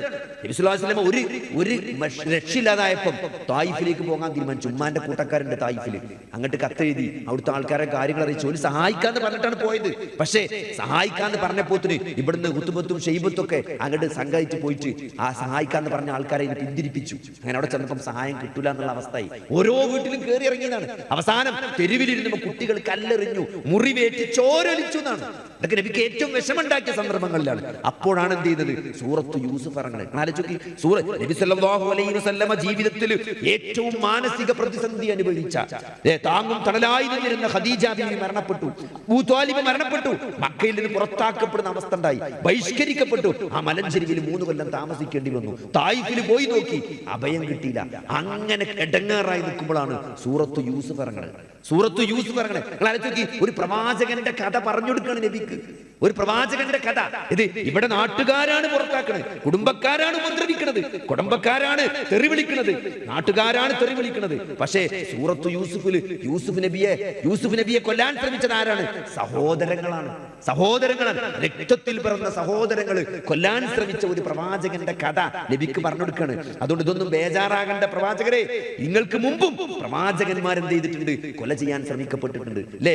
അതാര്? നാട്ടുകാരല്ല, സഹോദരങ്ങൾ കൊല്ലാൻ ശ്രമിച്ച ഒരു പ്രവാചകന്റെ കഥ പറഞ്ഞു കൊടുക്കുകയാണ്. എന്നിട്ടോ ഇവിടെ നിന്ന് മദീനയിലേക്കാണ് പോകേണ്ടി വരുന്നത് അല്ലെ? മദീനയിലേക്കാണ് നാട് കടത്തപ്പെടുന്നത്. പക്ഷെ യൂസുഫ് നബിയെ കിണറ്റിൽ നിന്ന് അടിമച്ചന്തയിലേക്കാണ് കൊണ്ടുപോകുന്നത്. അടിമച്ചന്തയിൽ വിൽക്കാനാ കൊണ്ടുപോകുന്നത്. ആരെ? ഒരു ചെറിയ കുട്ടിനെ ഏട്ടന്മാര് കൂടിയിട്ട് കിണറ്റിൽ കൊണ്ടിട്ടൊക്കെയാണ് കൊല്ലാൻ വേണ്ടിയിട്ട്. അവിടുന്ന് അള്ളാഹു രക്ഷപ്പെടുത്തി അടിമച്ചന്തയിൽ എത്തിച്ചേക്കാണ്. അവിടുന്ന് സഹോദരങ്ങളെ ഒരു കൊട്ടാരത്തിലെത്താണ് അല്ലേ? എന്നിട്ടോ അവിടുന്ന് നല്ല വളർച്ചയും പാകമായപ്പോൾ വ്യഭിചാരം ആരോപിക്കപ്പെട്ട് ജയിലിലടക്കാണ്. നിങ്ങൾ ആലോചിച്ച് നോക്കി. നമ്മളെ ഏറ്റവും വെറുക്കുന്ന, നിങ്ങൾ ലഹരിക്കെതിരെ പ്രസംഗിക്കുന്ന ആളാണ്, നിങ്ങൾ ഏറ്റവും വെറുക്കുന്ന കാര്യമാണ് ലഹരി. എന്നിട്ട് നിങ്ങളെ കള്ളക്കേസിൽ MDM ഉണ്ട് എന്ന് പറഞ്ഞിട്ട് നിങ്ങളെ കുടുക്കി ജയിലിലിട്ട നിങ്ങളെ അവസ്ഥ എന്തേക്കാരം? അങ്ങനെ നാട്ടിൽ വാട്സപ്പിലൊക്കെ അങ്ങനെ പോവാ, കണ്ണിയൻ MDM ഉപയോഗിക്കുന്നുണ്ട്. കണ്ണിയൻ MDMനെതിരെ പ്രസംഗിക്കുന്ന വയറൊരു ഭാഗത്ത്, കണ്ണിയനെ പോലീസ് പിടിച്ചോണ്ടോ ഒരു വീഡിയോ ഒരു ഭാഗത്ത്. എന്നിട്ട് ആൾക്കാർ ആഘോഷിക്കുമ്പോഴേ നിങ്ങൾ ആലോചിക്കുക, എന്തൊരു അപമാനമാണത്. നമ്മൾ ഏറ്റവും കൂടുതൽ വെറുക്കുന്ന കാര്യം നമുക്കെതിരെ ആരോപിക്കപ്പെട്ട് നമ്മൾ ജയിലിലടക്കുക, എന്നിട്ട് വർഷങ്ങളോളം ജയിലിൽ കിടക്കുക. നിങ്ങൾ ആലോചിക്കുക, ജീവിതത്തിന്റെ നല്ലൊരു കാലഘട്ടം ഒരു 20ാമത്തെ വയസ്സിൽ നിങ്ങൾ ജയിലിൽ കൊണ്ടുപോയിട്ടിട്ട് ഒരു 40, 38, 40 നിങ്ങളെ പുറത്തു വിട്ടാല് എന്താ അവസ്ഥ? ചെയ്യാത്ത കുറ്റത്തിന്, നിങ്ങൾ ഏറ്റവും വെറുക്കുന്ന കാര്യത്തിന്റെ പേരിൽ കള്ളത്തരം ആരോപിച്ചുകൊണ്ട് ജയിലിലടക്കപ്പെടുക ഒരു പ്രവാചകന്റെ അവസ്ഥയാണത്. ആ കഥ പറഞ്ഞു കൊടുക്കാണ്. എന്നിട്ട് ഈജിപ്തിലെ മന്ത്രിയായി തിരിച്ചു വരികയാണ്. ഈജിപ്തിലെ മന്ത്രിയായിട്ട് കുറ്റം ചെയ്ത ആളുകള്, സഹോദരങ്ങൾ കാൽക്കലേക്ക് കീഴിലേക്ക്, അവരുടെ യൂസുഫ് നബിന്റെ കാൽക്കലേക്ക് തിരിച്ചു വരുന്ന ഒരു അവസ്ഥ. എന്നിട്ട് പറഞ്ഞെന്താ? നിങ്ങൾക്കെതിരെ പ്രതികാരമില്ല എന്നാണ്. ഇന്ന് നിങ്ങളോട് എന്തില്ല? നിങ്ങൾക്ക് കുറ്റമില്ല എന്നാണ്, നിങ്ങളുടെ മേൽ കുറ്റം ആരോപിക്കുന്നില്ല എന്നാണ്. അവസാനം യൂസുഫ് നബി അവരോട് പറഞ്ഞത് മാപ്പ് കൊടുക്കാണ്. നബി സല്ലല്ലാഹു അലൈഹി വസല്ലം സഹോദരങ്ങൾ അതേ നബിന്റെ ജീവിതം നോക്കി. യൂസുഫ് നബിക്ക് എന്തൊക്കെ സംഭവിച്ചോ അതന്നെയാണ് നബിക്ക് സംഭവിച്ചത് അല്ലേ? യൂസുഫ് നബിയെ സഹോദരങ്ങൾ കൊല്ലാൻ ശ്രമിച്ചു. നബി സല്ലല്ലാഹു അലൈഹി വസല്ലമയെ കുടുംബക്കാരും നാട്ടുകാരും കൊല്ലാൻ ശ്രമിച്ചു അല്ലേ? കൊല്ലാൻ ശ്രമിച്ചില്ലേ? ഊരി പിടിച്ച വാളുമായി മുഹമ്മദിന്റെ തലെടുക്കാൻ വേണ്ടി നടക്കുന്നു. ആ സൗർ ഗുഹയിൽ ഒളിച്ചിരിക്കുമ്പോൾ നബിയെ കൊല്ലാൻ വേണ്ടിയിട്ടാണ് നടക്കുന്നത്. ആരാണ് പുറത്താക്കിയത്? ഖുറൈശി ഗോത്രാണ് പുറത്താക്കണത്, സ്വന്തം ഗോത്രാണ്. അതേപോലെ പുറത്താക്കപ്പെടുകയാണ് അല്ലേ? എന്നിട്ടോ വീണ്ടും തിരിച്ച് നബി സല്ലല്ലാഹു അലൈഹി വസല്ലം മക്കയിലേക്ക്, മക്ക ഫത്ഹിന്റെ വരികയാണ്. നിങ്ങൾ ആലോചിച്ച് നോക്കി, ഒരു ജനതയോട്, പുറത്താക്കിയ ജനതയോട് അല്ലേ, ആക്ഷേപിച്ച അല്ലേ, എല്ലാ തരത്തിലും കുറ്റപ്പെടുത്തിയ, കളവ് പ്രചരിപ്പിച്ച, അപഹസിച്ച, കളിയാക്കിയ, ഉപദ്രവിച്ച ആ ജനതക്ക് മാപ്പ് കൊടുക്കണം നബി സല്ലല്ലാഹു അലൈഹി വസല്ലം. ഇന്ന് നിങ്ങൾക്കെതിരെ പ്രതികാരമില്ല എന്നാണ്, എല്ലാവർക്കും മാപ്പ് നൽകിയിരിക്കുന്നതാണ് മക്ക ഫത്ഹിന്റെ നബി സല്ലല്ലാഹു അലൈഹി വസല്ലം പ്രഖ്യാപിക്കുകയാണ്. ഒരാൾക്ക് അങ്ങനെ മാപ്പ് കൊടുക്കാൻ പറ്റും സഹോദരങ്ങളെ? ആർക്കെങ്കിലും കഴിയോ? നിങ്ങളെ പുറത്താക്കി, നമ്മളെ നാട്ടിൽ നിന്നും നമ്മളെ വീട്ടിൽ നിന്നും നമ്മളെ പുറത്താക്കി, നമ്മളെ ഉപദ്രവിച്ചു. നമസ്കരിക്കുമ്പോൾ കൊടൽമാല, ഒട്ടകത്തിന്റെ കൊടൽമാല തലി കൊണ്ടിടുക. ആലോചിച്ച് നോക്കി, അങ്ങനെ നമ്മൾ പോണ വഴിയിൽ മുള്ളിടുക, മലറിയ. നിങ്ങൾ നോക്കി, അത്രയും നമ്മൾ ഉപദ്രവിച്ച് അവസാനം ഗതി കിട്ടാതെ നമ്മൾ മദീനയിലേക്ക് നാട് വിട്ടു പോയിട്ട് തിരിച്ച് നമ്മൾ അധികാരമായിട്ട്, മദീനയുടെ രാജാവായിട്ട്, മദീനയുടെ ഭരണാധികാരിയായിട്ട്, മുഴുവൻ സന്നാഹങ്ങളുമായിട്ട് പറഞ്ഞാൽ അനുസരിക്കുന്ന വലിയ ആൾക്കൂട്ടത്തായിട്ട് മക്കയിലേക്ക് വരുന്നത്. അപ്പൊ ആരെന്ത് പറഞ്ഞാലും അവിടെ തലെടുക്കാൻ പറഞ്ഞാൽ ആരെ തലയെടുക്കും? അത്രയും സെറ്റപ്പിലാണ് വരുന്നത്. പക്ഷേ മാപ്പ് കൊടുത്തു, എല്ലാവർക്കും മാപ്പ് കൊടുത്തു. നബി സല്ലല്ലാഹു അലൈഹി വസല്ലമയുടെ സ്വഭാവം ഖുർആനായിരുന്നു എന്നാണ്. നബി മാപ്പ് കൊടുത്തവനായിരുന്നു. ആർക്കാണ് സഹോദരങ്ങളെ അങ്ങനെ അധികാരത്തിലേക്കും ആർക്കാണ് മാപ്പ് കൊടുക്കാൻ പറ്റുക? സർവ്വതും നശിപ്പിക്കാൻ, സർവ്വരെയും നശിപ്പിക്കാൻ, ഏതക്രമിയെയും കൊല്ലാൻ കഴിവുണ്ടായിരിക്കെ അവർക്ക് മാപ്പ് നൽകിയിരിക്കുന്നു എന്ന് പറയണമെങ്കിൽ അത് വലിയൊരു ക്വാളിറ്റിയാണ്. അതാണ് നബി സല്ലല്ലാഹു അലൈഹി വസല്ലമയെ പറ്റി വഇന്നഹു ലഅലാ ഖുലുഖിൻ അളീം, പ്രവാചകരെ താങ്കൾ മഹത്തായ സ്വഭാവത്തിന്റെ ഉടമയാണ് എന്ന് അല്ലാഹു സുബ്ഹാനഹു വ തആല സാക്ഷ്യപ്പെടുത്തിയത്. ഞാൻ എന്തിനൊക്കെ പറഞ്ഞാൽ ഈ ആയത്ത് അങ്ങനെയാണ്. ഈ ആയത്ത് അതാണ്. എന്താണ്? യകൂനർ റസൂലു ഷഹീദൻ അലൈക്കും, ആ പ്രവാചകൻ നിങ്ങൾക്ക് സാക്ഷിയാകാൻ വേണ്ടിയാണ്. 23 ചരിത്രത്തിൽ ഇത്രയും ചെറിയൊരു കാലഘട്ടം ഇത്രയും വലിയ സ്വാധീനം ചെലുത്തിയ മറ്റൊരു മനുഷ്യനെ നിങ്ങൾക്ക് കാണാൻ സാധ്യമല്ല. നിങ്ങൾ ചരിത്രം പഠിച്ചു നോക്കി. 23 വർഷം ജീവിച്ചൊരു മനുഷ്യന് ഇത്രയും വലിയ മാറ്റാണ് ഉണ്ടാക്കിയത്. ഇത്രയും ആളുകളുടെ ഹൃദയമാണ് കീഴടക്കിയത്. 4, 5, 6 ആൺകുട്ടികൾ നബിയുടെ ജീവിതത്തിൽ മരിച്ചു പോയിട്ടുണ്ട്. നിങ്ങൾ ആലോചിച്ച് നോക്കി. പ്രായപൂർത്തി എത്തുന്നതിന് മുമ്പ് ഒരു 6 കുട്ടികളെ ഖബറിലേക്ക് ഇറക്കി വെക്കേണ്ടി വരും. 6 ആൺകുട്ടികളെ. അതിന്റെ വിഷമത്രയാണ്. ജനങ്ങൾ കളിയാക്കാണ്. വാലറ്റവനാണ് മുഹമ്മദ്, വാലറ്റവനാണ്. അവന് ആൺകുട്ടികളില്ല. അവന്റെ തലമുറ അറ്റുപോയിരിക്കുന്നു. വാലറ്റവൻ എന്ന് മുഹമ്മദ് നബിയെ കളിയാക്കി മക്കാര്. കാരണം എന്താ? 5, 6 ആൺകുട്ടികൾ മരിച്ചുപോയി ചെറുപ്പത്തിൽ. പരിഹാസമാണ്. അള്ളാഹു സമാധാനിപ്പിച്ച ആയത്തിറക്കി. എന്താണ്? ഇന്നാ അഅ്തൈനാകൽ കൗസർ ഫസല്ലി ലിറബ്ബിക വൻഹർ ഇന്ന ശാനിഅക ഹുവൽ അബ്തർ. പ്രവാചകരെ, അവരല്ല, താങ്കളല്ല വാലറ്റവർ, അവരാണ് വാലറ്റവർ. കാരണം അവരിന്ന് ആരെങ്കിലും ഓർമ്മിക്കേണ്ട സഹോദരങ്ങളെ? ആരെങ്കിലും അബൂലഹബിനെ ഓർമ്മിക്കുന്നുണ്ടോ? ആരെങ്കിലും അബൂജഹലിനെ ഓർമ്മിക്കുന്നുണ്ടോ? ആരെങ്കിലും ഉത്ബത്തിനെ ശൈബത്തിനെ ഓർക്കുന്നുണ്ടോ? പക്ഷേ നബി സല്ലല്ലാഹു അലൈഹി വസല്ലമയുടെ വാക്കുകൾ, ആ പ്രവർത്തികളും അനുധാവനം ചെയ്ത് ഒരു തലമുറ നബിന്റെ പേരിൽ സ്വലാത്ത് ചൊല്ലി, ആ പേരുകൾക്കും സല്ലല്ലാഹു അലൈഹി വസല്ലം ചൊല്ലി നബി അഷ്ഹദു അല്ലാ ഇലാഹ ഇല്ലല്ലാഹ് അഷ്ഹദു അന്ന മുഹമ്മദ് റസൂലുള്ളാഹ് എന്ന് ബാങ്ക് വിളിച്ച അല്ലാഹുവിന്റെ റസൂലിന്റെ പ്രശസ്തി ഈ ദുനിയാവിൽ നിന്ന് അറിഞ്ഞു നിൽക്കുകയാണ്. ആ പ്രശസ്തി വേറെ ആർക്കാ സഹോദരങ്ങളെ കിട്ടിയത്? ഇല്ല. അത് 23 വർഷം നബി ജീവിച്ചിട്ടുള്ളൂ. അല്ലെ? ആ ചരിത്രം പരിശോധിച്ചാൽ ഇപ്പോഴും നമുക്ക് മനസ്സിലാകും. ഈ അറേബ്യ എന്ന ആർക്കും വേണ്ടാത്ത ഒരു ലോകത്തിന്റെ മാപ്പുകൾ ഇങ്ങനെ നിർത്തി വെച്ചാൽ, ഈ ഗ്ലോബ് ഉണ്ടല്ലോ, ഈ ഗ്ലോബ്, ആ ഗ്ലോബ് ഇങ്ങോട്ട് പരത്തിയാൽ അതാണ് മാപ്പ് എന്ന് പറഞ്ഞാൽ. അതാണ് മാപ്പ്. അതിന്റെ നടുവിലാണ് അറേബ്യ വരിക. നടുവിലാണ് അറേബ്യ വരിക. ഒരു ചെറിയ മരുഭൂമിയാണ്. അല്ലെ? ഒരാർക്കും വേണ്ടാത്ത ഒരു ഡ്രൈ ലാൻഡാണ്. കാര്യത്തിൽ കൃഷിയൊന്നും ഇല്ലാത്ത ഒരു ഉണങ്ങിയ വരണ്ട ഭൂമിയാണ് അറേബ്യ എന്ന് പറഞ്ഞത്. അതിന്റെ ഒരു ഭാഗത്ത് റോമൻ ചക്രവർത്തിമാരാണ്, ഒരു ഭാഗത്ത് പേർഷ്യൻ ചക്രവർത്തിമാരാണ്. ഈ രണ്ട് ചക്രവർത്തിമാർക്കും ഏകദേശം 700-800 വർഷത്തെ പാരമ്പര്യമുണ്ട് ചരിത്രത്തിൽ. വലിയ വലിയ സൈന്യങ്ങൾ ഉണ്ടായിരുന്ന ലോകത്തിലെ 2 വലിയ ശക്തികളാണ് റോമും പേർഷ്യയും. ലക്ഷക്കണക്കിന് ചതുരശ്ര കിലോമീറ്ററാണ് ഈ രാജാക്കന്മാർ അടക്കി വാരിച്ചിരുന്നത്. ഈ 2 രാജാക്കന്മാർക്കും വേണ്ടാത്ത നടുത്ത്, അവരാരും ഒരു സൈനിക മുന്നേറ്റം നടത്താത്ത, ഓർക്കൊന്നും വേണ്ടാത്ത, ഒരു മെച്ചില്ലാത്ത, ഒരു കൃഷിക്ക് പോലും പറ്റാത്ത ചെറിയൊരു ലാൻഡാണ് ഈ അറേബ്യ എന്ന് പറയുന്നത്. സഹോദരങ്ങളെ, ആ അറേബ്യയിൽ മാറ്റമുണ്ടായത് ഒരു പ്രവാചകൻ വന്നപ്പോഴാണ്. ഒരു പ്രവാചകനെ അല്ലാഹു ഹിജ്റ ക്രിസ്താബ്ദം 571 അവിടെ ജനിപ്പിക്കുകയാണ്. അല്ലെ? 40 വർഷം അവർക്കിടയിൽ ജീവിച്ച് 40ാമത്തെ വയസ്സിൽ പ്രവാചകനായി. പിന്നീട് 23 കൊല്ലാണ് പ്രവാചകൻ ജീവിക്കുന്നത്. അല്ലെ? അമവിയ കാലഘട്ടം അവസാനിക്കുമ്പോൾ അബ്ബാസിയ കാലഘട്ടത്തിലേക്ക് എത്തിയപ്പോൾ ഹിജ്റ 130 ആയപ്പോൾ, ഹിജ്റ 130 ആയിട്ടുള്ളൂ. ഹിജ്റ 130 ആയപ്പോൾ ലോക ചരിത്രത്തിൽ ലോകത്തിന്റെ മാപ്പ് തന്നെ മാറി. കാരണം ഈ ഭാഗത്തുണ്ടായിരുന്ന റോമിനെയും മറ്റേ ഭാഗത്തുണ്ടായിരുന്ന പേർഷ്യയും ലക്ഷക്കണക്കിന് ചതുരശ്ര കിലോമീറ്റർ അധികാരം അടക്കി വാണിരുന്ന ലോകത്തെ 2 വലിയ സൈനിക ശക്തികളെയും ഈ ഹിജ്റ 130 ആയപ്പം ഈ നടുവിൽ വന്ന ചെറിയൊരു സംസ്കാരം അവരെ വിഴുങ്ങിക്കളഞ്ഞതാണ്. ലോകത്തിന്റെ മാപ്പ് മാറി. പിന്നെ മൊത്തം അറേബ്യയുടെ ഇസ്ലാമിക രാജ്യമായി മാറിയത് ചരിത്രം പഠിച്ചു കൊടുക്കുക. ആ മാറ്റം ഉണ്ടാക്കിയത് എങ്ങനെയാണ്? റോമും പേർഷ്യയും എല്ലാം ഇസ്ലാമിന്റെ കീഴിലായി. ലോക ചരിത്രത്തിൽ ലോകത്തിന്റെ മാപ്പ് തന്നെ ഹിജ്റ 130 ആയപ്പോൾ മാറിയത് എങ്ങനെയാണ്? വിശുദ്ധ ഖുർആനിലെ സൂറത്ത് ജുമഅയിൽ അല്ലാഹു പഠിപ്പിക്കുകയാണ്. ഹുവല്ലദീ ബഅസ ഫിൽ ഉമ്മിയീന റസൂലൻ മിൻഹും യത്ലൂ അലൈഹിം ആയാതിഹി വയുസക്കീഹിം വയുഅല്ലിമുഹുൽ കിതാബ വൽ ഹിക്മ വഇൻ കാനൂ മിൻ ഖബ്ലു ലഫീ ളലാലിൻ മുബീൻ. എങ്ങനെയാണ്? അവൻ നിരക്ഷരനായ ഒരു പ്രവാചകനെ അവരിൽ നിന്ന് തന്നെ അല്ലാഹു നിയോഗിച്ചു എന്നാണ്. 40 വർഷം അവർക്കിടയിൽ ജീവിച്ച, എഴുത്തും വായനയും അറിയാത്ത അവരിൽപ്പെട്ട ഒരു മനുഷ്യനെ അല്ലാഹു പ്രവാചകനായി തെരഞ്ഞെടുത്തു. എന്നിട്ട് ആ പ്രവാചകൻ അല്ലാഹുവിന്റെ കിതാബ് അവർക്ക് ഓതിക്കൊടുത്തു എന്നാണ്. വയുഅല്ലിമുഹുൽ കിതാബ. ആ കിതാബ് ഓതിക്കൊടുത്തുമല്ല, പഠിപ്പിച്ചു, താലീം നടത്തി. വയുഅല്ലിമുഹുൽ കിതാബ വൽ ഹിക്മ. പിന്നെ അവരെ അവരെ സംസ്കരിച്ചു. ഈ വലിയ മാറ്റം ആ ചരിത്രത്തിൽ മാപ്പ് മാറിയതല്ല സഹോദരങ്ങളെ. ഏറ്റവും വലിയ അത്ഭുതം എന്നത് മനുഷ്യ മനസ്സുകൾ മാറി എന്നാണ്. അവിടെ ഉണ്ടായിരുന്ന ആ പ്രവാചകന് ചുറ്റും ജീവിച്ച ആളുകൾ മാറി എന്നുള്ളതാണ്. അതാണ് പ്രവാചകൻ നിങ്ങൾക്ക് മേൽ സാക്ഷിയായി കേട്ടോ. നിങ്ങൾ ജനങ്ങൾക്ക് സാക്ഷികളാകാൻ. ആ പ്രവാചകൻ എങ്ങനെ ജീവിച്ചോ അതാണ് സഹാബികൾ പഠിച്ചത്, സഹാബികൾ മനസ്സിലാക്കിയത്. അവർ താബിയങ്ങൾക്ക് ആ പ്രവാചകനെ പറ്റി വിവരിച്ചു കൊടുക്കണ്. ഞങ്ങളെ നബി ഇങ്ങനെയായിരുന്നു, ഞങ്ങളെ നബി ചിരിച്ചു, ഞങ്ങളെ നബി ദേഷ്യപ്പെട്ടു, ഞങ്ങളെ നബി ഇങ്ങനെ ഉതുകൊടുത്ത്, ഞങ്ങളെ നബി നിസ്കരിച്ചപ്പം സുജൂദിൽ പോയപ്പം കൈയിന്റെ ഏതൊക്കെ ഭാഗങ്ങൾ നിലത്ത് വെച്ചു, നെറ്റിയുടെ ഏത് ഭാഗത്ത് വെച്ചു, കാലിന്റെ വിരൽ എങ്ങനെയാണ് വെച്ചത്, നബി സുജൂദിൽ നിന്ന് എഴുന്നേറ്റപ്പം ആദ്യം ഏത് ഭാഗമാണ് പൊന്തിയത്, നബി സലാം വീട്ടിയപ്പോൾ കവിളാണ് കണ്ടത്, എത്ര വരെ തല തിരിച്ചു, അല്ലെ നബി എപ്പോഴാണ് ദേഷ്യപ്പെട്ടത്, നബി ചിരിച്ചപ്പോ എത്ര പല്ല് കണ്ടു. ഇതൊക്കെ സഹോദരങ്ങളെ ആ ചുറ്റുമുണ്ടിരുന്ന ആ സമൂഹം സഹാബികൾ ഒപ്പിയെടുത്തിരിക്കണം. അത് തലമുറകളിലൂടെ ഹദീസായിട്ട് ഇന്നും നമ്മളെ കയ്യിലുണ്ട്, മാറ്റമില്ലാതെ, വള്ളിപ്പുള്ളി മാറ്റമില്ലാതെ. അബ്ദുല്ലാഹി ഇബ്നു ഉമർ ഇങ്ങനെ നടന്നു പോകുന്ന ഒരു വഴി കൂടെ ഒരു സ്ഥലത്തെത്തിയപ്പോൾ മൂപ്പര് ചിരിച്ചു.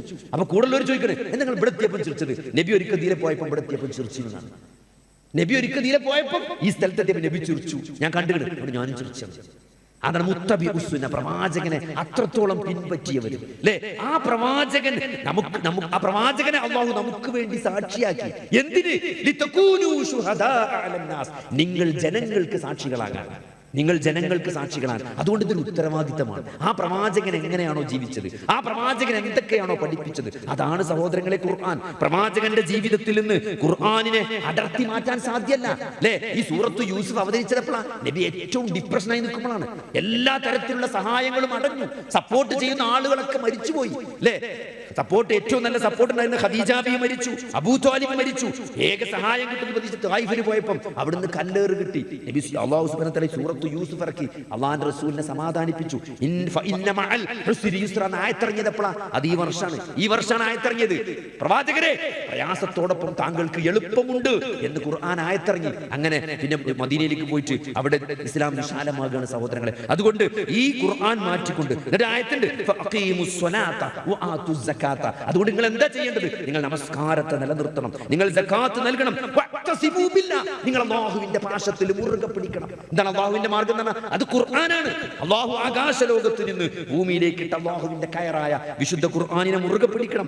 ആ ഖുർആനിന്റെ വിശദീകരണമായ പ്രവാചകന്റെ ജീവിതത്തെ, ഹദീസുകളെ നമ്മൾ മുറുകെ പിടിക്കണം. അതാണ് വഅ്തസിബൂ ബില്ലാഹ്, നിങ്ങൾ അല്ലാഹുവിനെ മുറുകെ പിടിക്കണം. ഹുവ മൗലാക്കും, അവനാണ് നിങ്ങളുടെ യജമാനൻ, അവനാണ് നിങ്ങളുടെ രക്ഷാധികാരി. ഫനിഅമൽ മൗലാ വനിഅമൻ നസീർ, എത്ര നല്ല സഹായി, എത്ര നല്ല രക്ഷാധികാരി എന്ന് പറഞ്ഞിട്ട് അല്ലാഹു സൂറത്ത് ഹജ്ജിലെ ആയത്ത് അവസാനിപ്പിക്കണം. വജാഹിദു ഫില്ലാഹി ഹഖ്ഖ ജിഹാദിഹി, നിങ്ങൾ അല്ലാഹുവിന്റെ മാർഗ്ഗത്തിൽ എന്ത് ചെയ്യണം?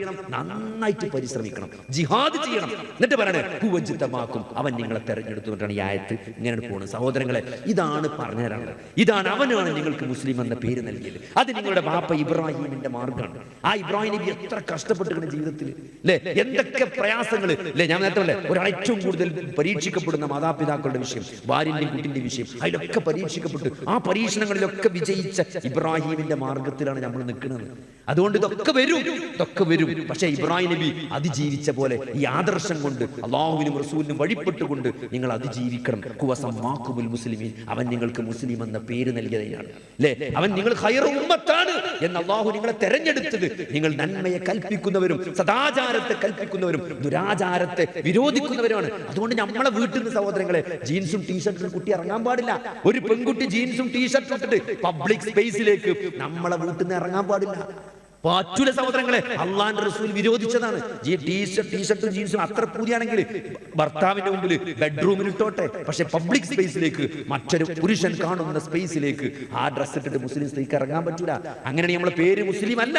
നമ്മൾ മുസ്ലിം ആണെങ്കിൽ അള്ളാഹുവിനോടും റസൂലിനോടും അനുസരണയുള്ളവനാണെങ്കിൽ അങ്ങനത്തെ ഒരു ഡ്രസ് നമുക്ക് പറ്റൂല അല്ലെ. സ്പ്രേ അടിച്ചിട്ട് പെണ്ണിന് പബ്ലിക് സ്പേസിലേക്ക് പോകാൻ പറ്റൂല. ചിലപ്പോ ഓരോരുത്തർ തത്തമ്മന്റെ മാതിരിയാണ് ഓരോരുത്തർ. നിങ്ങൾ നോക്കി, ഇവിടെ വല്ലാത്ത ഫിത്നല്ല. പച്ച കളറുള്ള മുടി പെൺകുട്ടിയാക്കി, ചുവന്ന ചുണ്ടും, തത്തമ്മ എന്നല്ല എന്താ വിളിച്ച. പിന്നെ ഓരോ കോലത്തിലാണ്. നിങ്ങൾ ആലോചിച്ച് നോക്കി, നിങ്ങളെ പെരിയൊക്കെ പെൺകുട്ടികൾ ചോദിക്കും മുടിക്ക് കളർ അടിച്ചിട്ടേന്ന്. കാരണം എല്ലാവരും കളർ അടിച്ചിട്ട്, ചുവപ്പ്, പച്ച, സ്വർണ്ണ കളർ, മഞ്ഞ കളർ, ഇല്ലാത്ത കളറില്ല. ഇതൊക്കെ അടിച്ചിട്ടാണ് എല്ലാവരും നടക്കുന്നത്. നമ്മളെ കുട്ടികളും ചോദിക്കും സഹോദരങ്ങളെ. കാരണം അങ്ങനെയാണ് ഇതിന്റെ ക്യാമ്പയിൻ നടന്നുകൊണ്ടിരിക്കുന്നത്. അതുകൊണ്ട് കൃത്യമായിട്ട് ജീവിതത്തിനൊരു ലക്ഷ്യം അത് നമ്മൾ കൃത്യമായിട്ട് പഠിപ്പിക്കണം. അത് പഠിപ്പിക്കണം മാത്രമല്ല, അത് ജീവിതത്തിലൂടെ ഒരു ബോധമായിട്ട് പകർന്നു നൽകാൻ നമ്മുടെ വ്യക്തി ജീവിതം കൊണ്ട് നമുക്ക് സാധിക്കണം. വെറും പറഞ്ഞു പഠിപ്പിച്ചു മദ്രസക്ക് പോയിക്കോ അവിടുന്ന് പറഞ്ഞിരുന്നല്ല, ഇവിടെ കണ്ടാൽ ഇവിടത്തെ നമ്മുടെ സംസാരത്തിൽ നിന്നും നമ്മുടെ ജീവിതത്തിൽ നിന്നും അത് നിലപാട് ശരിയാണ് എന്ന് കുട്ടിക്ക് ബോധ്യപ്പെടണം. അല്ലെങ്കിൽ എന്താ അറിയോ, ആ പെരന്റെ ഇത് വിട്ടാല് ഇപ്പൊ കഴിഞ്ഞ ദിവസം ഞാൻ ബാംഗ്ലൂരിൽ പോയി വരികയാണ്. അപ്പോ സീറ്റ് ഇട്ടിട്ട് പെണ്ണിന്റെ അടുത്ത സീറ്റ് ഇട്ടി. സത്യം പറഞ്ഞാല് നമ്മള് ഉറങ്ങിയിട്ടില്ല. കാരണം എങ്ങാനും കജ്ജോ കാലങ്ങളിൽ പോയിട്ട് ഉറക്കത്തില് നമ്മള് തലമൊക്കെ മൂന്ന് കണ്ട എന്തെങ്കിലും വിത്തരണ്ടായ കഴിഞ്ഞില്ലേ, ഉറങ്ങിയിട്ടില്ല, ബേജാറായിട്ട്. അവസാനം ഇവിടെ എത്തിയപ്പം കണ്ട കാഴ്ച തരങ്ങള് കണ്ട ജീൻസും ടീഷർട്ടൊക്കെ ഇട്ട് ഒന്നാം തരം കാഫാണ്. ഇറങ്ങി കുറച്ച് കഴിഞ്ഞിട്ടുണ്ട്, പറന്നിട്ടാണ് പോകുന്നത്. ബസ്സിൽ നിന്ന് ഇറങ്ങിയിട്ടുണ്ട്, ബാഗിൽ നിന്ന് പറന്നിട്ടിട്ടുണ്ട്, പെരീക്കുൾ ഷാളൊക്കെ ഇട്ടിട്ട് കോഴിക്കോട് ഇറങ്ങിയിട്ടുണ്ട്. കാരണം എന്താ വെച്ചാൽ ആ ഡ്രസ്സിനെ പോലും എന്ത് ചെയ്യുന്നില്ല, ആ ഡ്രസ്സ് ഇഷ്ടമല്ല. അതുകൊണ്ടാണല്ലോ ആ ഡ്രസ്സ് ഇഷ്ടമല്ലാത്തതുകൊണ്ടാണല്ലോ ഹിജാബ് ഇഷ്ടമല്ലാതെ അള്ളാഹുവും റസൂലും കൽപ്പിച്ച ഒരു വസ്ത്രം. സഹോദരങ്ങളെ, അത് ഇഷ്ടമല്ല എന്ന് പറയുമ്പോൾ എന്താ വെച്ചാൽ അള്ളാഹിനും റസൂലിനും വില മതിക്കണില്ല. നിങ്ങൾ മനസ്സിലാക്കേണ്ട വലിയൊരു കാര്യം തരങ്ങൾ. നിങ്ങൾ ഇപ്പൊ ഇന്ന് നേരം പോലത്തെ ഈ നേരാവോളം നിങ്ങൾ ഏറ്റവും കൂടുതൽ പറഞ്ഞ വാക്ക് എന്താ നിങ്ങൾക്കറിയോ? അറിയോ? എന്താണ്? അല്ലാഹു അക്ബർ. അല്ലാഹു ഒരു നിങ്ങളൊരു യഥാർത്ഥ വിശ്വാസിയാണെങ്കിൽ അറിഞ്ഞോ അറിയാതെയോ നിങ്ങൾ ആലോചിക്ക്, ഒരു ബാങ്ക് കൊടുക്കുമ്പോൾ തന്നെ എത്ര അല്ലാഹു അക്ബർ പറയുന്നുണ്ട്. ആ ബാങ്കിന് ജവാബ് കൊടുക്കുമ്പോൾ എത്ര അല്ലാഹു അക്ബർ. ഇഖാമത്ത് വിളിക്കുമ്പോൾ അല്ലാഹു അക്ബറാണ്. നിസ്കാരത്തിലേക്ക് കയറിയ അല്ലാഹു അക്ബറാണ്. നിസ്കാരത്തിന് ഓരോ സ്റ്റെപ്പിലും അല്ലാഹു അക്ബറാണ്. നിസ്കാരം കഴിഞ്ഞാൽ 33 തൊട്ട് അല്ലാഹു അക്ബർ എക്സ്ട്രാ. പിന്നെ അടുത്ത ബാങ്കിന് തന്നെ സ്ഥിതി, ബാങ്ക് ഇഖാമത്ത് നിസ്കാരത്തിന് മുഴുവൻ അല്ലാഹു അക്ബർ. അത് കഴിഞ്ഞ പിന്നെ 33 അല്ലാഹു അക്ബർ. ഇത് കഴിഞ്ഞ് കിടന്നുറങ്ങാമോ 34 അല്ലാഹു അക്ബർ. ഇത്രയധികം തവണ വേറെ ഏതെങ്കിലും വാക്കുകൾ ജീവിതത്തിൽ പറഞ്ഞിട്ടുണ്ടോ? എന്താണ് അല്ലാഹു അക്ബർ എന്ന് പറഞ്ഞാൽ? അല്ലാഹു വലിയവനാണ്. വലിപ്പം കൊണ്ടല്ല സഹോദരങ്ങളെ, വലിപ്പം കൊണ്ടല്ല വലിയവൻ. അള്ളാഹുവിന്റെയും റസൂലിന്റെയും കൽപ്പനകൾക്കാണ് ഞാൻ ജീവിതം കൊണ്ട് എന്റെ നിലപാടതാണ്. ഞാൻ എന്തുകൊണ്ടാണ് എരിയാണിക്ക് താഴെ വസ്ത്രമിടാത്തത്? ഞാൻ എന്തുകൊണ്ടാണ് താടി വളർത്തുന്നത്? ഞാൻ എന്താണ് എന്റെ മീശ ചുണ്ടിന്റെ മുകളിലേക്ക് വരാതെ വെട്ടി നിർത്തുന്നത്? എന്തുകൊണ്ടാണ്? എനിക്കൊരു നിലപാടുണ്ട്. ഞാൻ എന്തുകൊണ്ട് ലോൺ അടക്കുന്നില്ല? ഞാൻ എന്റെ വാഹനത്തിന് എന്താണ് പ്രീമിയം ഇൻഷുറൻസ് എടുക്കാത്തത്? ഞാൻ ഹെൽത്ത് ഇൻഷുറൻസ് എടുക്കാത്തത് എന്തുകൊണ്ടാണ്? എനിക്കൊരു നിലപാടുണ്ട്. എനിക്ക് ജീവിതത്തിൽ ഒരു നിലപാടുണ്ട്. അള്ളാഹുവും റസൂലും കൽപ്പിച്ച കാര്യങ്ങൾക്കെതിരെ ഒരു നിലപാടും ഞാൻ ജീവിതത്തിൽ എടുക്കുക. അതെന്തൊക്കെ വലിയ നഷ്ടങ്ങൾ എന്റെ ജീവിതത്തിൽ വരുത്തിയാലും ശരി, അതിന് ഞാൻ തയ്യാറല്ല എന്നുള്ളതാണ്. അതാണ് അല്ലാഹു അക്ബർ എന്ന് പറഞ്ഞാല്. അത് ഇത്രയേറെ പ്രഖ്യാപിച്ചിട്ട്, ഇത്രയേറെ അത് പ്രഖ്യാപിച്ചിട്ട് സഹോദരങ്ങളെ, അതിനോട് ജീവിതത്തിൽ ഒരു നീതി പുലർത്താൻ പറ്റില്ലെങ്കിൽ നമ്മൾ എന്ത് നിഫാക്കാണ് കാണിക്കുന്നത്? എന്ത് നിഫാക്കാണ് കാണിക്കുന്നത്? അതുകൊണ്ട് ഇതിനോട് നമ്മൾ വേണ്ടത്, ഇതിൽ നമുക്ക് ഇസ്സത്ത് വേണം, പ്രതാപം വേണം. വലില്ലാഹിൽ ഇസ്സത്തു വലിറസൂലിഹി വലിൽമുഅ്മിനീൻ എന്നാണ്. ആർക്കാണ് ഇസ്സത്ത്? അല്ലാഹുവിനും റസൂലിനും വിശ്വാസികൾക്കുമാണ് ഇസ്സത്ത് ഉള്ളത്. ഇത് ആയത്താണ്, സൂറത്തു മുനാഫിഖൂന്റെ ആയത്താണത്. ഈ ആയത്ത് എപ്പോഴാ ഇറങ്ങിയത്? ഒരു യുദ്ധം കഴിഞ്ഞ് മടങ്ങാണ്. യുദ്ധം കഴിഞ്ഞ് മടങ്ങുമ്പോൾ മദീനയിൽ യുദ്ധം കഴിഞ്ഞ് മടങ്ങുമ്പോൾ അബ്ദുല്ലാഹി ഇബ്നു ഉബയ്യ് ഇബ്നു സുലൂൽ എന്ന മുനാഫിഖുകളുടെ നേതാവ് പറയണത്, മദീനയ്ക്ക് അങ്ങോട്ട് എത്തട്ടെ, നാട്ടിലേക്ക് അങ്ങോട്ട് എത്തട്ടെ. ടൂറൊക്കെ പോയി കച്ചറണ്ടായാലും പറയല്ലോ, മാഷ് പറയല്ലോ, അങ്ങോട്ട് എത്തട്ടെ, സ്കൂൾക്ക് തിരിച്ചെത്തട്ടെ എന്നറിയില്ലേ? മദീനയ്ക്ക് തിരിച്ചെത്തട്ടെ. എന്നിട്ട് എന്ത് വേണം? ഈ നിന്യരായ ഈ അറബികളെ, ഈ നിന്യരായ ആളുകളെ, ഈ പ്രതാപികളായ നമ്മൾ, പ്രതാപികളായാണ് മുനാഫിക്ക്, നിന്യരായ മുസ്ലിങ്ങളെ നമുക്ക് മദീനയിൽ നിന്ന് പുറത്താക്കണം. പുറത്താക്കുക തന്നെ ചെയ്യുന്ന പറഞ്ഞത്. പടച്ചോൻ പറഞ്ഞ മറുപടിയാണ്, വലില്ലാഹിൽ ഇസ്സത്തു വലിറസൂലിഹി വലിൽമുഅ്മിനീൻ. ഇസ്സത്ത് ആർക്കാണ്? അല്ലാഹുവിനും റസൂലിനും സത്യവിശ്വാസികൾക്കുമാണ് ഇസ്സത്ത് ഉള്ളത്. അതുകൊണ്ട് ഇസ്സത്ത് എന്ന് പറഞ്ഞാൽ അത് നല്ല വണ്ടിയോ നല്ല കുപ്പായോ നല്ല പാൻറ്റോ നല്ല കാണാൻ നല്ല ടൈറ്റിലല്ല ഇസ്സത്ത് എന്ന് പറഞ്ഞാൽ. അത് മനസ്സിലുണ്ടാകണം. ആദ്യം മനസ്സിലുണ്ടാകണം. നമ്മൾ അനുസരിക്കുന്നത് ആരെയാണ്? മനുഷ്യ നിർമ്മിത നിയമങ്ങളെ അല്ല. ഇവിടെ ബാക്കി ഏത് ദിവസങ്ങൾ എടുത്ത് നോക്കിയാലും എന്താ ഇപ്പൊ ലിബറലിസം എന്ന് പറഞ്ഞാൽ? ലിബറലിസം എന്ന് പറഞ്ഞാൽ തോന്നിയത് ചെയ്യാനാണ്. അനക്കെന്താ തോന്നുന്നത് ഈ ചെയ്യാ. അത് ഒരു കൂട്ടായ്മ ഓൽക്ക് എന്തൊക്കെ തോന്നുന്നു അതൊക്കെ ചെയ്യും. അതാണ് ലിബറലിസം. വേറെ ഏത് പ്രത്യയശാസ്ത്രം എടുത്താലും ഇപ്പൊ കമ്മ്യൂണിസം എന്ന് പറഞ്ഞാൽ എന്താ? അത് മാർക്സിനും ലെനിനും കാരൽ മാർക്സിനൊക്കെ എന്താണ് തോന്നിയത്? അത് ഒരു എഴുതി വെച്ചതാണ് മാർക്സ് എന്ന് പറഞ്ഞാല്. കാരൽ മാർക്സ് എഴുതിയതാണ് മാർക്സിസം എന്ന് പറഞ്ഞാല്. ഏത് പ്രത്യയശാസ്ത്രങ്ങൾ എടുത്തു നോക്കിയാലും അതൊക്കെ മനുഷ്യനിർമ്മിതമായ ആശയങ്ങളാണ്. പക്ഷെ നമ്മൾ ഫോളോ ചെയ്യുന്ന ആരാണ്? ഈ പ്രപഞ്ചത്തെ സൃഷ്ടിച്ച പ്രപഞ്ചനാഥനായ അല്ലാഹു ആകാശലോകത്ത് നിന്ന് ഇറക്കിയ സമാവിയായ നിയമങ്ങളാണ്. ആകാശത്ത് നിന്ന് വന്ന വഹിയാണ്. നമ്മൾ നിക്കാഹ് ചെയ്യുന്നത് അല്ലെ, നമ്മൾ നോമ്പ് നോൽക്കുന്നത്, നമ്മൾ പലിശ എടുക്കാത്തത് അല്ലെ, നമ്മൾ മാതാപിതാക്കളോട് കരുണ കാണിക്കുന്നത്, നമ്മൾ പാവപ്പെട്ടവനെ സഹായിക്കുന്നത്, നമ്മൾ ഇവിടെ ഡയാലിസിസ് സെന്ററിലൊക്കെ പൈസ കൊടുക്കുന്നത് എന്തിനാണ്? ഇതൊക്കെ അല്ലാഹുവിന്റെ കൽപ്പനയാണ്. സക്കാത്ത് കൊടുക്കുന്നത്. അതുകൊണ്ട് നമ്മൾ ഇവിടെ ആരും മനുഷ്യനിർമ്മിത നിയമങ്ങളെയല്ല നമ്മൾ അനുസരിക്കുന്നത്. ഈ പ്രപഞ്ചത്തിന്റെ സൃഷ്ടാവായ അള്ളാഹു പറഞ്ഞത് കൊണ്ടാണ് ഞാൻ ഇങ്ങനെ ആയത്. ആരെങ്കിലും പറഞ്ഞോണ്ടല്ല, ഓരൊക്കെ ആരെങ്കിലും പറഞ്ഞോണ്ട് ചെയ്യുന്നതാണ്. ഇവിടെ എന്താ ആൾക്കാർ തോന്നിയ കാട്ടുന്നത്? അത് ഓൽക്ക് തോന്നിയതാണ്. ഓൽക്കിപ്പോ തോന്നുന്നത് ഇതാണ് നല്ലത്, ഇനി കുറച്ച് കഴിയുമ്പോൾ അതല്ല തോന്നും, അപ്പോൾ മാറ്റി ചിന്തിക്കും. സഹോദരങ്ങളെ, ഇവിടെ ഇതൊക്കെ പഠിപ്പിച്ചത് അള്ളാഹു സുബ്ഹാനഹു വ തആല. ആ അള്ളാഹു ഈ മതത്തിൽ എന്ത് ചെയ്തിട്ടില്ല, ഒരു പ്രയാസവും നിങ്ങൾക്ക് സൃഷ്ടിച്ചിട്ടില്ല. അതുകൊണ്ട് നമ്മൾ നല്ല ചേൽക്ക് നടക്കുമ്പോൾ ആൾക്കാർ പരിഹസിക്കും, ആൾക്കാർ കളിയാക്കും. എത്താപ്പോന്റെ കോലം, എത്താപ്പോന്റെ താടി, എത്താപ്പോന്റെ പാന്റ്, വെള്ളപ്പക്കൾ കൊടുത്ത് പാന്റ് ഇട്ട് വന്ന മാറിയാണ് കളിയാക്കും സഹോദരങ്ങളെ. പക്ഷേ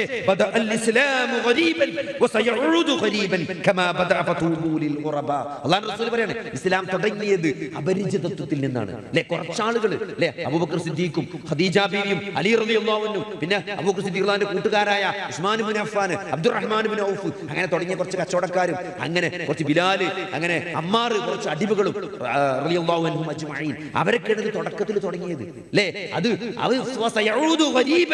അതേപോലെ അവസാനമാകുമ്പോൾ അപരിചിതത്വത്തിലേക്ക് തിരിച്ചു പോകുമെന്നാണ്. എല്ലാവരും ലിബറലിസവുമായിട്ട് തോന്നിയ മാതിരി അല്ലെ, മുസ്ലിം വീടുകളിൽ നിന്ന് പോലും പെൺകുട്ടികൾ ജീൻസും ടീഷർട്ട് ഇട്ട് മുടി ചോപ്പിച്ചുകൊണ്ട് ലിപ്സ്റ്റിക് ഇട്ടുകൊണ്ട് ഹിജാബ് മുടി മറക്കാതെ തോന്നിയാസം കാട്ടി അഴിഞ്ഞാടുന്ന കാലം വരുമ്പോഴും സഹോദരങ്ങളെ, നമ്മൾ ഇസ്ലാമിന്റെ തനതായ ആ ആദർശത്തെ നമ്മൾ കാത്തു സൂക്ഷിക്കണം. കാരണം ഇത് അത് മടങ്ങുന്നതാണ്. അവർക്ക് അന്ന് ആ സമയത്ത് അത് പിടിച്ചു നിൽക്കുന്ന ആളുകൾക്ക് മംഗളമുണ്ടെന്നാണ്. അനസ് ഇബ്നു മാലിക് റളിയല്ലാഹു അൻഹു പറയുന്ന ഹദീസാണ്, യഅതി അലന്നാസി സമാൻ, ഒരു കാലം വരും ജനങ്ങൾക്ക്, അന്നെന്താണ്, അസ്വാബിറു ഫീഹി അലാ ദീനിഹി ഖൽ ഖാബിലു അലൽ ജംർ, ഒരു ചുവന്ന തീക്കട്ട കൈയിന്റെ ഉള്ളനടിയിൽ പിടിച്ചിക്കാം. എത്ര ബുദ്ധിമുട്ടുണ്ടോ അത്രയും പ്രയാസം ഉണ്ടാവും ദീനനുസരിച്ച് ജീവിക്കാനാണ്. നിങ്ങൾ ആലോചിച്ച് നോക്കി, അങ്ങനെ ഒരു കാലഘട്ടം വരുമെന്നാണ്. അതുകൊണ്ട് ഇതിനൊന്നും നമ്മൾ എന്തൊരു വിശ്വാസി തളരേണ്ടതില്ല. എന്താണ്, ഇന്ന മിൻ വറാഇകും അയ്യാമുസ് സുബ്ർ, എന്താണ്, ക്ഷമയുടെ ദിവസങ്ങളാണ് നിങ്ങൾക്ക് ശേഷം വരാനുള്ളത് എന്നാണ്. നിങ്ങൾക്ക് ശേഷം ഒരു കാലഘട്ടം വരാണ്ട് സഹാബത്തോട് പറയാണ്, എന്താണ്,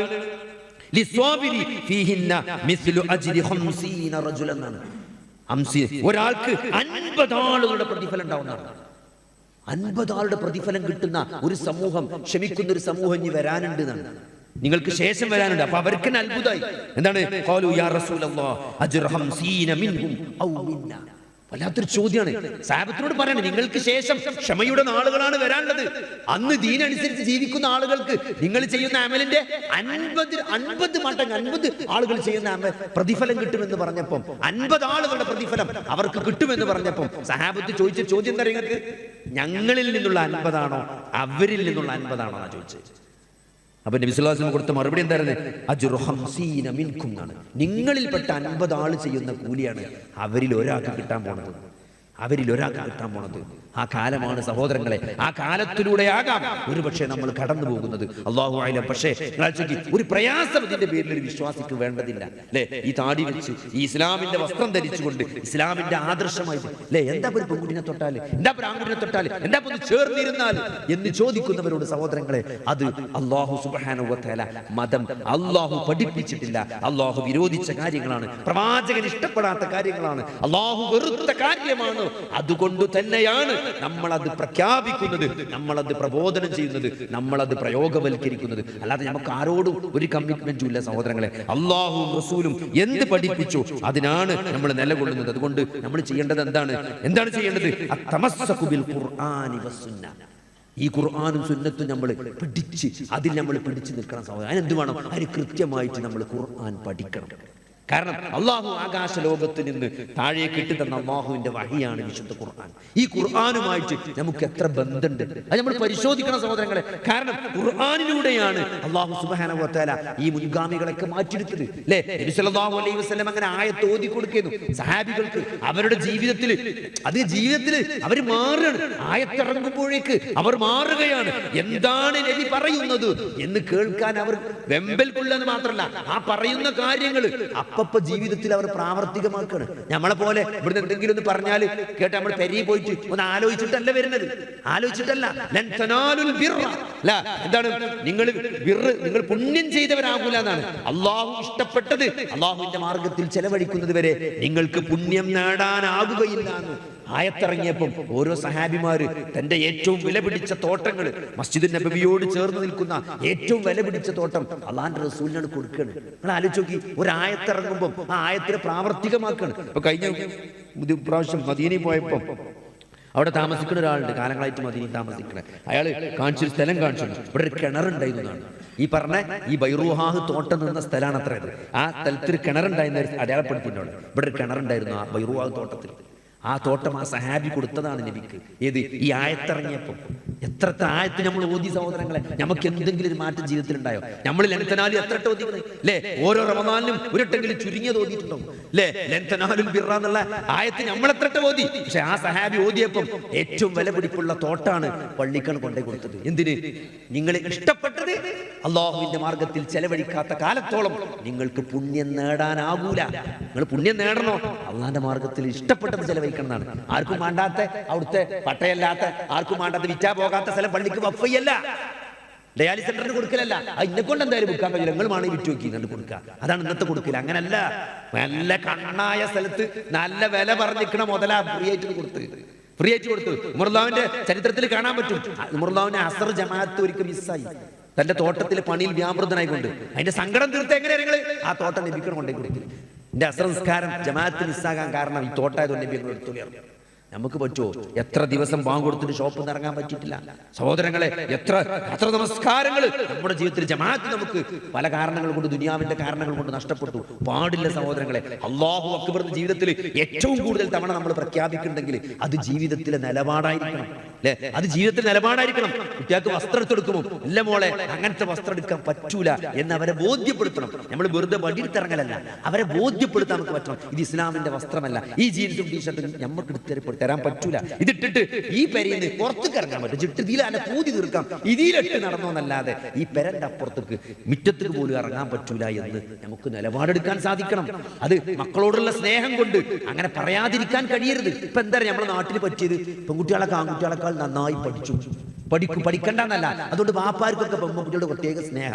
ഓൾ പഠിച്ച കുട്ടിയാണ്, ഓക്കെ എല്ലാത്തിലും A+. മറ്റൊക്കെ തെറ്റിത്തിരിഞ്ഞ് നടക്കുക, ഇവക്ക് എല്ലാത്തിലും A+. അതുകൊണ്ട് ഓളോട് പ്രത്യേക ഒരു സ്നേഹ. ഓൾ ജീൻസ് ആണെന്ന് അറിയുമ്പോൾ ജീൻസ്, ഓൾ ടീഷർട്ട് ആണ്, ഓൾ ടൂർ വേണമെന്ന് അറിയുമ്പോൾ എന്നാ ടൂർ. ഓൾ പഠിച്ച കുട്ടിയല്ലേ? അങ്ങനെ പഠിച്ച് വല്ലാത്ത പഠിപ്പായി ഇപ്പോ സഹോദരങ്ങളെ. പിന്നെ കൺട്രോൾ ചെയ്യാൻ പറ്റാതെ പിന്നെ നിങ്ങൾ വിളിച്ച് പറയോ, ഒരു നാൾ വിളിച്ചിട്ട് പറയാണ് മോള് കല്യാണത്തിന് സമ്മതിക്കില്ല, ഡോക്ടർ നിങ്ങളൊന്ന് കൗൺസിൽ ചെയ്യോ. ഞാൻ എന്ത് കൗൺസിൽ ചെയ്യാൻ? ഓക്ക് കല്യാണം വേണ്ടാത്തിന്. എന്തുകൊണ്ടാ സഹോദരങ്ങളെ? ജീവിതത്തിൽ അങ്ങനെ ഒരു നിലപാട് വന്നു. പഠിക്കണം, നന്നാകണം, കോഴ്സ് വേണം, ജോലി വേണം എന്നൊക്കെ അങ്ങനെ കുറെ 1000 വട്ടം പറഞ്ഞിട്ട് പിന്നെ അവസാനം പിന്നെ ഇതൊന്നും ഇല്ലാതെ വീട്ടിൽ നടക്കുമോ? ആ പറയുന്നോടത്ത് നമ്മൾ നോക്കും, ഒക്കെ വേണം. പക്ഷേ ഓരോ ചെയ്യേണ്ട കാര്യങ്ങൾ അത് ആ സമയത്ത് നമ്മൾ ചെയ്തെടുക്കണം. നമ്മളെന്താ പറയുക, വല്ലാതെ പൂതിയെപ്പിച്ചിട്ട് പഠിച്ചിനൊന്നും കുഴപ്പമില്ല, എത്രയും പഠിച്ചോട്ടെ, എത്ര വലിയ ആളായിക്കോട്ടെ. പക്ഷെ എന്താ പറയുക, അതിനും വേണ്ടി ബാക്കിയെല്ലാം കളഞ്ഞുകൊണ്ട് ദീനില്ലാത്തൊരവസ്ഥയിലേക്ക് എത്തിപ്പെടുന്ന ഒരു സാഹചര്യം നമ്മൾ ഡേഞ്ചറാണ്. ഇപ്പൊ ഇന്ന് എന്താ നിങ്ങൾ എല്ലാവർക്കും A+ ആണ്. എല്ലാം ആഗോളം എടുക്കാൻ വേണ്ടിയുള്ള A+ ആണ് നമ്മുടെ നാട്ടിൽ. എന്നിട്ട് അപ്പൊ ആൾക്കാർ വിചാരിക്കുന്നത് ഈ പാവപ്പെട്ട ഈ ഓട്ടോറിക്ഷക്കാരും അതേപോലെ ഈ ദിവസക്കൂലി കൊണ്ട് ജീവിതത്തിൽ പഠിക്കാൻ കഴിയാതെ, ജീവിതത്തിന്റെ സാഹചര്യം കൊണ്ട് പഠിക്കാതെ പോയ കുറെ ആൾക്കാരുണ്ട്. ഓൽക്കൊന്ന് പഠിക്കാൻ സത്യത്തിൽ പൂതില്ലായിട്ടല്ല, പങ്ങളെ കെട്ടിച്ചാം പിന്നെ പേരല്ല, അങ്ങനെ സാഹചര്യം കൊണ്ട് സമ്മർദ്ദം കൊണ്ടും പഠിത്തമൊക്കെ ഒഴിവാക്കി പണിക്ക് ചെറുപ്പത്തിലേ ഇറങ്ങിയ ആൾക്കാർ വ്യാപാരായിട്ടുണ്ട്. ഇപ്പോൾ ഓലെ കുട്ടികൾ പഠിച്ചുമ്പോൾ ഓൽക്ക് ഭയങ്കര വിഷമാണ്. എന്റെ കുട്ടി പഠിച്ചിട്ടുണ്ടല്ലോ എന്നുള്ള സന്തോഷമാണ്. അതുകൊണ്ട് നമ്മുടെ സിലബസിൽ എന്താ പറയുക, കേരള സിലബസിൽ വാരിക്കോരി മാർക്ക് കൊടുക്കുക. അപ്പോ കുട്ടികൾ വിചാരിച്ചത് എന്താ പറയുക, വാപ്പാർ വിചാരിച്ചത് ഭയങ്കര പഠിപ്പാണ് നമ്മളെന്നാണ്. എല്ലാ A+ കിട്ടുമ്പോൾ ഭയങ്കര പഠിത്താണ് കുട്ടീന്നാണ് വാപ്പ വിചാരിച്ചത്. എന്നിട്ട് എന്താ വെച്ചാൽ +2 സയൻസ് എടുക്കും, എൻട്രൻസ് കോച്ചിങ്ങിന് കൊണ്ടുപോയി ചേർത്തു ഡോക്ടറാക്കാൻ. 3 8 4 8 എഴുതിയാലും കിട്ടൂല. എന്നിട്ട് കുടുങ്ങാണ് ആൾക്കാർ. ഇപ്പൊ ഒരാൾ വന്നിട്ട് ചോദിക്കാണ് 3 8 എൻട്രൻസ് എഴുതി കിട്ടിയിട്ടില്ല, ഇപ്പോഴും അതിനും കല്യാണത്തിന് സമ്മതിക്കണില്ല, വേറൊരു കോഴ്സിന് ഇനിയോട് പഠിച്ചണം എന്നാ, റിപ്പീറ്റ് ചെയ്യണം എന്നാ പറയുന്നത്. നിങ്ങളൊന്ന് കൗൺസിൽ ചെയ്യൂ. മനുഷ്യന്മാർ കുടുങ്ങിക്കണം. നിങ്ങൾ വെറുതെ പറയല്ല, നിങ്ങൾ പുറത്തിറങ്ങി നോക്കി A+ കിട്ടിയ പെരിയിലൊക്കെ പണ്ടത്തെ പോസ്റ്ററും ഇതൊക്കെ പെരി ഉണ്ടാവും. എന്നിട്ട് ഇപ്പോഴത്തെ അവസ്ഥ 3 4 വട്ടം എൻട്രൻസ് എഴുതി കിട്ടാതെ എന്നാ പിന്നെ വേറെ കോഴ്സിന് പോല. എന്നിട്ട് പറഞ്ഞെന്താ, എന്റെ ഇപ്പം പഠിച്ചോലും ഇപ്പൊ MBBS 3-ാം കൊല്ലായി, നിന്നെ പൈസ കൊടുത്ത് ചേർത്ത് തരും വേറെ സാധു എന്ന് പറഞ്ഞ. ഇപ്പൊ മോള് പറയണ എന്താ വെച്ചാല് പുതിയ അനുഭവമാണ്. ഇപ്പൊ എന്താ പറഞ്ഞ നിങ്ങള്, മോള് പറയാണ് എന്തായാലും വാപ്പ എന്നെ കെട്ടിച്ചണല്ലോ, എന്നെ കെട്ടിച്ചണം, എന്തായാലും എന്നെ കെട്ടിച്ചു വെച്ച് കുറച്ച് സ്വർണം തരുമല്ലോ, അത് ഞാൻ തരണമെന്ന് വിചാരിച്ചിട്ടുണ്ട്. ആ സ്വർണ്ണപ്പ തന്നെ തന്നാളി, ആ കാശ് കൊണ്ട് എന്നെ സീറ്റ് ചേർത്താളി. ഏത് കുട്ടി പറയാണ്, നിങ്ങൾ ഇച്ചി തരാന്ന് വിചാരിച്ചൊരു സ്വർണ്ണം ഉണ്ടല്ലോ, ആ സ്വർണ്ണം ഇപ്പൊ തന്നെ പൈസ ആക്കി തരിക, എന്നൊരു കോഴ്സിന് ചേർക്കുക. അപ്പൊ ഞാൻ കെട്ടിച്ചുമ്പോൾ അപ്പൊ ചൊന്നും വേണ്ട വാപ്പ. അതിപ്പോ എങ്ങനെ നടക്കുമോ? കാരണം ഒരു കോഴ്സിന് ചേർത്താൽ പിന്നെ ആ പൈസക്ക് പോകില്ല, പിന്നെ അതിന്റെ അപ്പുറമുള്ള പൈസ കൊടുക്കേണ്ടി വരും. കാരണം ഒന്ന് പ്രീ ഡിഗ്രി കെട്ടിച്ചുമ്പോൾ മാറിയല്ല ഡോക്ടറായി കെട്ടിച്ചുമോ, പിന്നെ ആ സ്റ്റാറ്റസിനാ കെട്ടിച്ചേണ്ടി വരിക. അപ്പൊ ചെലവ് കൂടുക ചെയ്യാം. നമ്മുടെ നാട്ടിൽ നടപ്പാ ഞാൻ പറഞ്ഞിട്ടോ, സംഭവം ഇപ്പൊ പെണ്ണുങ്ങൾക്ക് ചാൻസ് കൂടുതലാണ് ഇപ്പൊ കുത്തിക്കൊണ്ടുപോകും. കാരണം ആർക്കും പെണ്ണ് കിട്ടാനില്ലാത്ത അവസ്ഥ. കഴിഞ്ഞ ദിവസം ഒരു സഹോദരി പറഞ്ഞാണ്, പെണ്ണ് കാണാൻ പോയിട്ട് എന്താണ് മുട്ടായി ഇങ്ങോട്ട് തന്നെ കൊണ്ടുവന്നിരുന്നത്. അതായത് 2 വട്ടം മുട്ടായി കൊടുക്കാൻ പറ്റാതെ പിന്നെ ഓന്റെ ക്രൈറ്റീരിയ ഒക്കെ കുറച്ചു, ദറജൊക്കെ കുറച്ചു. ഇനി കർത്താലും കുഴപ്പമില്ല, ചൊർക്കില്ലെങ്കിലും കുഴപ്പമില്ല, പെണ്ണായാൽ മതി എന്ന് പറഞ്ഞിട്ട് പോയതാ പെണ്ണ് കാണാൻ. അപ്പോ മുട്ടായി വാങ്ങിയില്ലത്ര. അപ്പൊ എന്താ സംഭവം? ഇപ്പം പറഞ്ഞോളൂ, ജീൻസ് ഇടാൻ പറ്റൂല, ആകെ ഓനൊരു ഡിമാൻഡേ ഉള്ളൂ, ജീൻസ് ഇടാൻ പറ്റും, ജീൻസും തട്ടിട്ട് പുറത്തിറങ്ങരുത്, ബാക്കി എന്തുമാണ് കാണാം. നിങ്ങൾ മുട്ടായി കൊണ്ടേ കുളി അറിയാം. എന്നിട്ട് മുട്ടായി കെട്ടിപ്പിടിച്ച് സാധു പരി നൊളൊളിച്ചെന്ന് പറഞ്ഞത്. കാരണം ഇനി ഓൻ ഗൾഫിൽ പോയി വരുമ്പോൾ ഓന് 30 വയസ്സ് കഴിയുന്നു. ഇതൊക്കെ ചിരിച്ചാട്ടൊക്കെ നമ്മുടെ നാട്ടിൽ നടക്കുന്ന അവസ്ഥയാണ്. എല്ലാരും കൂടി പഠിച്ചണ്ടെന്നല്ല, പക്ഷെ എന്താ അറിയോ, ഈ മതബോധം എന്നൊരു സാധനം ഉണ്ട്, അത് നഷ്ടപ്പെടാൻ പാടില്ല. അപ്പൊ ഇതിങ്ങനെ ഞാൻ അങ്ങനെ നോക്കുമ്പോൾ എനിക്ക് തോന്നിയൊരു കാര്യമാണ്, എന്താ ഇപ്പൊ ഇങ്ങനെ സംഭവിച്ചത്? കാരണം വാപ്പാർക്ക് എല്ലാവർക്കും ഇതിൽ പങ്കുണ്ട്. അപ്പൊ എന്താ ചെയ്യ, ഈ പെൺകുട്ടികളോട് പഠിച്ചപ്പോ എന്താ വെച്ചാൽ വാപ്പാർക്കൊക്കെ സ്നേഹം കൂടി. ഓല് പറഞ്ഞ മോളല്ലേ, ടൂറല്ലേ, ജീൻസ് അല്ലേ, അപ്പൊ അവിടെ അല്ലേ ഉള്ളൂ. പക്ഷെ എന്താ നിങ്ങള് എപ്പോ നമ്മൾ അള്ളാഹു റസൂലും വിരോധിച്ച കാര്യങ്ങളിലേക്ക് ചാഞ്ഞു പോയോ, നമ്മളെ അവസ്ഥ പിന്നെ മോശം. ഇപ്പൊ ഒരു സുഹൃത്ത് ചോദിച്ചു, ഈ പാട്ട് കേൾക്കുന്നതിന് എന്താ കുഴപ്പം? പാട്ട് ഒന്ന് ഹറാമാണ്. എന്തുകൊണ്ടാണ് അത് ഹറാമായത് നിങ്ങൾക്ക്? അത് സൂറത്തു ലുക്മാനിൽ കൃത്യമായിട്ട് പഠിച്ചോൻ പറയുന്നത് എന്താണ്? ലഹുവൽ ഹദീസിന്റെ കൂട്ടത്തിലാണ് പാട്ട് വരുന്നത്. കാരണം എന്താ വെച്ചാൽ നിങ്ങൾ പാട്ട് കേൾക്കണേ, ഈ യൂട്യൂബിലും ഫോണിലും എല്ലായിടത്തും പാട്ട് ആസ്വദിക്കുന്ന ആൾക്കാരെ നോക്കിയാൽ മതി. അവർക്ക് ഖുർആൻ ആസ്വദിക്കാൻ കഴിയില്ല. ഒരു പാട്ട് കേൾക്കണോ, എത്ര ഖുർആൻ കേൾക്കണോ ചോദിച്ചോളി, ഒരായത്ത് പോലും ഓതാൻ ഒരു കയ്യിൽ ക്ഷമ കിട്ടൂല. കാരണം എന്താപ്പോ നിങ്ങൾ ആദിന് സംഭവിച്ചത് എന്താണെന്ന് ഓനോട് ചോദിച്ചിട്ടെത്താ ഓനത്തെ ആദ് അങ്ങനെ ഓതിയാലും നമുക്ക് ഒരു ഖുശൂഖ് വരൂല, ഒരു പേടി വരൂല. ആർക്കാണ് ഖുർആൻ ഹിദായത്ത് നൽകുക? ഹിദായത്ത് നൽകുക അള്ളാഹുവിനെയും റസൂലിനെയും അനുസരിക്കാൻ തയ്യാറുള്ളവനാണ്, സന്മാർഗം അന്വേഷിക്കുന്നവനാണ് ഖുർആൻ ഗൈഡൻസ് നൽകുള്ളൂ. അല്ലാതെ ആഖിറത്തുണ്ട് എന്ന് ബോധ്യമുള്ളവനാണ്, യൂഖിനൂൻ ആഖിറത്തിൽ ദൃഢമായി വിശ്വസിക്കണവനെ ഖുർആൻ ഗൈഡൻസ് കിട്ടുള്ളൂ. അല്ലാത്തവർക്ക് എന്തായാലും കുറെ കൊതുകിനെ പറ്റി എത്തപ്പോ കൊതുക് എത്തപ്പോ എട്ടുകാലിനാ ചോദിക്കാം.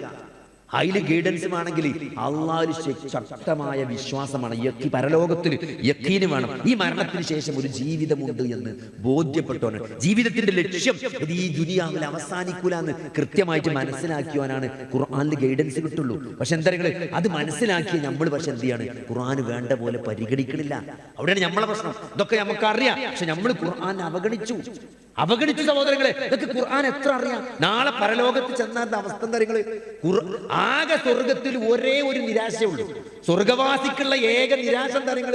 കുറച്ചും കൂടി ഖുർആൻ പഠിക്കായിരുന്നു എന്നാണ്, കുറച്ചും കൂടി നന്നാകായിരുന്നു എന്നാണ് തോന്നുന്നത്. അത് ഖുർആൻ പഠിച്ച ഖുർആൻ എത്ര അറിയോ അതിനനുസരിച്ചാണ് സ്വർഗത്തിൽ ദറജ ഉയരുക. അപ്പൊ ആകെയുള്ള സങ്കടം എന്തായിരിക്കും? കുറച്ചും കൂടി നന്നായിട്ട് ഖുർആൻ പഠിക്കാമായിരുന്നു എന്നൊരു സങ്കടം നാളെ സ്വർഗത്തിൽ ബാക്കിയാവുന്നതാണ്. അതുകൊണ്ട് നിങ്ങളെ ഖുർആന്റെ പവറാണത്, ഖുർആന്റെ പവറാണ്. നിങ്ങൾക്ക് 23 വർഷം കൊണ്ട് ആ ലോകത്തിന്റെ മാപ്പ് തന്നെ മാറ്റി അല്ലാഹു സുബ്ഹാനഹു വ തആല. പേർഷ്യൻ റോമൻ സാമ്രാജ്യങ്ങൾ ഭൂമുഖത്ത് നിന്ന് അപ്രത്യക്ഷമായി.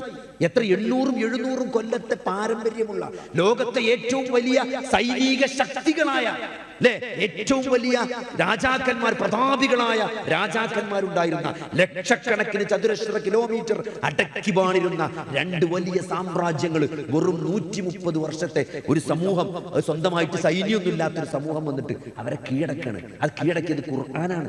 ആ ജനങ്ങളുടെ മനസ്സിനെ സ്വാധീനിച്ചത്. അവർ മാറുകയാണ്. ഖുർആന്റെ ആയത്തുകൾ അത് കേൾക്കുമ്പോൾ അവർ മാറുകയാണ്. അതിനനുസരിച്ച് അവർ ജീവിതത്തെ മാറ്റുകയാണ്. അതിനൊന്നും തടസ്സമല്ല. ഈ ദുനിയാവിലെ ഒരൊന്നും അവർക്ക് എന്ത് തടസ്സമാണ്? അള്ളാഹുവിന്റെ റസൂൽ എന്ത് കൽപ്പിച്ചോ അത് അവർ അനുസരിക്കാൻ തയ്യാറാണ്. അതിന്റെ മുകളിലേക്ക് മറ്റൊന്നിനെ അവർ കാണുന്നില്ല. നിങ്ങൾ ആലോചിച്ച് നോക്കി, ആ ഒരു നിലപാടിലേക്ക് എത്താൻ സഹോദരങ്ങളെ, ഇതിന്റെ ആളുകളാണെന്ന് പറഞ്ഞിട്ട് നമുക്ക് എന്തുകൊണ്ടാണ് പറ്റാത്തത്? അള്ളാഹുവിന്റെ റസൂലിന്റെ ഹദീസ് കാണാം, ദുനിയാവിന്റെ ഒരു കാര്യത്തിന് നിങ്ങൾ എന്ത് ചെയ്യും? ഈ ദുനിയാവിന്റെ ഒരു കാര്യത്തിന് നിങ്ങൾ എന്ത് ചെയ്യണം?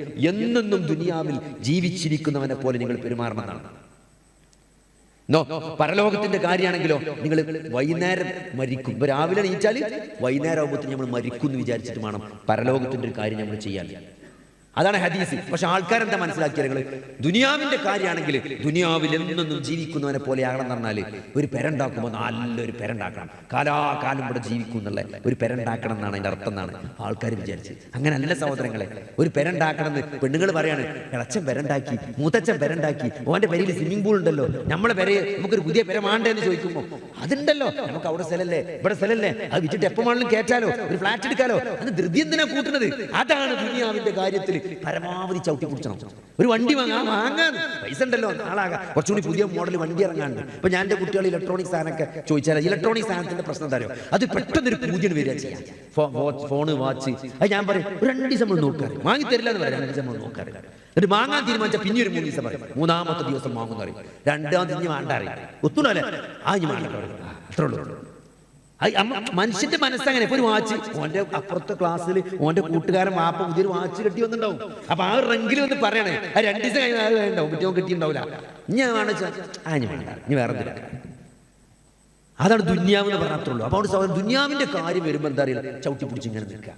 അതാണ് ദുനിയാവിൽ എന്തൊന്നും ജീവിക്കുന്നവരെ പോലെയാകണം എന്ന് പറഞ്ഞാൽ അതിന്റെ അർത്ഥത്താണ്. ചവിട്ടി പിടിച്ച് ഇങ്ങനെ നിൽക്കുക, വാങ്ങാലോ സമയമുണ്ടല്ലോ. ആഖിറത്തിന്റെ കാര്യം വരുമ്പം വൈകുന്നേരം മരിച്ചണ പോലെ ഒരാളാണ്. എന്താ, ഒരു പള്ളിന്റെ സംഭാവനക്ക് വരികയാണ്, പേടുത്തൊടുക്കുക. അവിടെ ഈ മാസത്തെ കൊടുത്തു കഴിഞ്ഞു, ഇനി അടുത്ത കൊല്ലത്തേക്കുള്ളതാണ്. ഈ പള്ളി എവിടെയാണ്? ശരി, വേങ്ങര ഇപ്പോൾ അവിടെ തന്നെ അവിടെ പള്ളിയുണ്ട്, ഇവിടെ പള്ളിയുണ്ട്, അവിടെ പള്ളി, എൻ്റെ പള്ളി ഇവിടെ. അവർ മദ്രസയാണ്, എന്ത് മദ്രസ, ലാസ്റ്റ് പോലെ മദ്രസയാണ്. ഇവഞ്ചൂടെ മദ്രസ ഉണ്ടാക്കണം, കുറെ എൻക്വയറി, ആ മദ്രസയിൽ എന്താ പഠിപ്പിച്ചത് ഒക്കെ ചോദിച്ചിട്ട് അവസാനം 10 രൂപ ചോദ്യം കേട്ടതൊന്നും ഈ ബിൽഡിങ്ങിനെ സ്പോൺസർ ചെയ്യുന്നു. ഞാൻ മദ്രസന്റെ പിരിവിന് പോയി, ഞാൻ തന്നെ അത്ഭുതപ്പെട്ടു. എന്നോട് പറഞ്ഞു, ഞാൻ ആദ്യമായിട്ട് എനിക്ക് പിരിച്ചത് ഇഷ്ടമല്ല, പക്ഷെ എന്നെ ഒരാൾ നിങ്ങൾ വന്നാൽ പൈസ തോനെ കിട്ടുന്നുണ്ട് എന്നെ കൊണ്ടുപോയി. വലിയൊരു ഇന്നോവയൊക്കെ എടുത്തേണ്ട പിന്നെ അന്ന് പറഞ്ഞാൽ ഈ 2000 കാലഘട്ടം, അന്ന് വലിയ വണ്ടി ഇന്നോവ തന്നെയാണ്. അന്നുണ്ട്. അപ്പം ഞാൻ എന്താ ചോദിച്ചാൽ പറഞ്ഞു, വേറെ ആളെ ഇന്നോവ കടടുത്തുകൊണ്ട് വന്നാൽ അത് വലിയ വണ്ടി പോയാൽ തോനെ കിട്ടുള്ളൂ. അപ്പൊ ഇതൊന്നും അറിയില്ല, എന്നെ ആദ്യമായിട്ട് പിരിവിന് കൊണ്ടുപോവാണ്. വലിയ വണ്ടിയിൽ വന്നാലാണ് തോനെ കിട്ടുക എന്ന് പറഞ്ഞിട്ട് ഇന്നോവ കടം വാങ്ങിക്കാണ്ട് പിരിവിന് പോവുകയാണ്, മദ്രസ ഉണ്ടാക്കാനാണ്. അപ്പോൾ വലിയൊരു പെരൻ്റെ മുമ്പിൽ നിർത്തി, കാരണം ഇവിടെ വലിയൊരു പൈസക്കാരുണ്ട്, നമുക്ക് പോയി വെക്കുക. അങ്ങനെ ഇതൊന്നുമില്ല, നമ്മൾ ഇങ്ങനെ ഇതൊന്നും ഇല്ലാത്തതാണ്. അവിടെ കയറി മുട്ടി വെക്കാന്നാണ്. അങ്ങനെ ബെല്ലടിച്ചപ്പോൾ ഒരു പെണ്ണ് പുറത്ത് വന്നു, ഒരു സർവൻ്റെ വേലക്കാരിയെ തോന്നുന്നു. എന്നിട്ട് പറഞ്ഞു, ആളുണ്ട്, ആൾ ഉള്ളിലെ റൂമിലാണ്. വലിയൊരു ഇതാണ്, ഒരു കൊട്ടാരം പോലത്തെ വീടാണ്, ഉള്ളും പുറമൊന്നും നമുക്കല്ല, ഉള്ളിൽ ആളുണ്ട് എന്നാണ്. അങ്ങനെ 10 മിനിറ്റ് വർത്താനം പറഞ്ഞു, നമ്മൾ വർത്താനം പറഞ്ഞ് നിൽക്കുക. അപ്പോൾ ആളൊന്നും വരുന്നതാണല്ല. അപ്പോൾ പെണ്ണ് പിന്നെയും വന്നു. എന്നിട്ട് ചോദിച്ചു, അല്ല ഉപരി വന്നില്ല ചോദിച്ചു. അല്ല വന്നിട്ടില്ലായിരുന്നു. ഞാൻ പോയി പറഞ്ഞല്ലോ വരികയാണ്. അങ്ങനെ കുറച്ച് കഴിഞ്ഞപ്പോൾ വന്നു, ഉള്ളിൽ ഇരുത്തി. അപ്പോൾ ആദ്യം തന്നെ ഇനി മറ്റേ വന്നാൾ വന്നേക്കല്ലേ, അത് ഡോക്ടർ മമ്മൂട്ടി നിങ്ങളൊക്കെ അറിയുണ്ടാവും, ആദ്യം എന്നെ പരിചയപ്പെടുത്താം.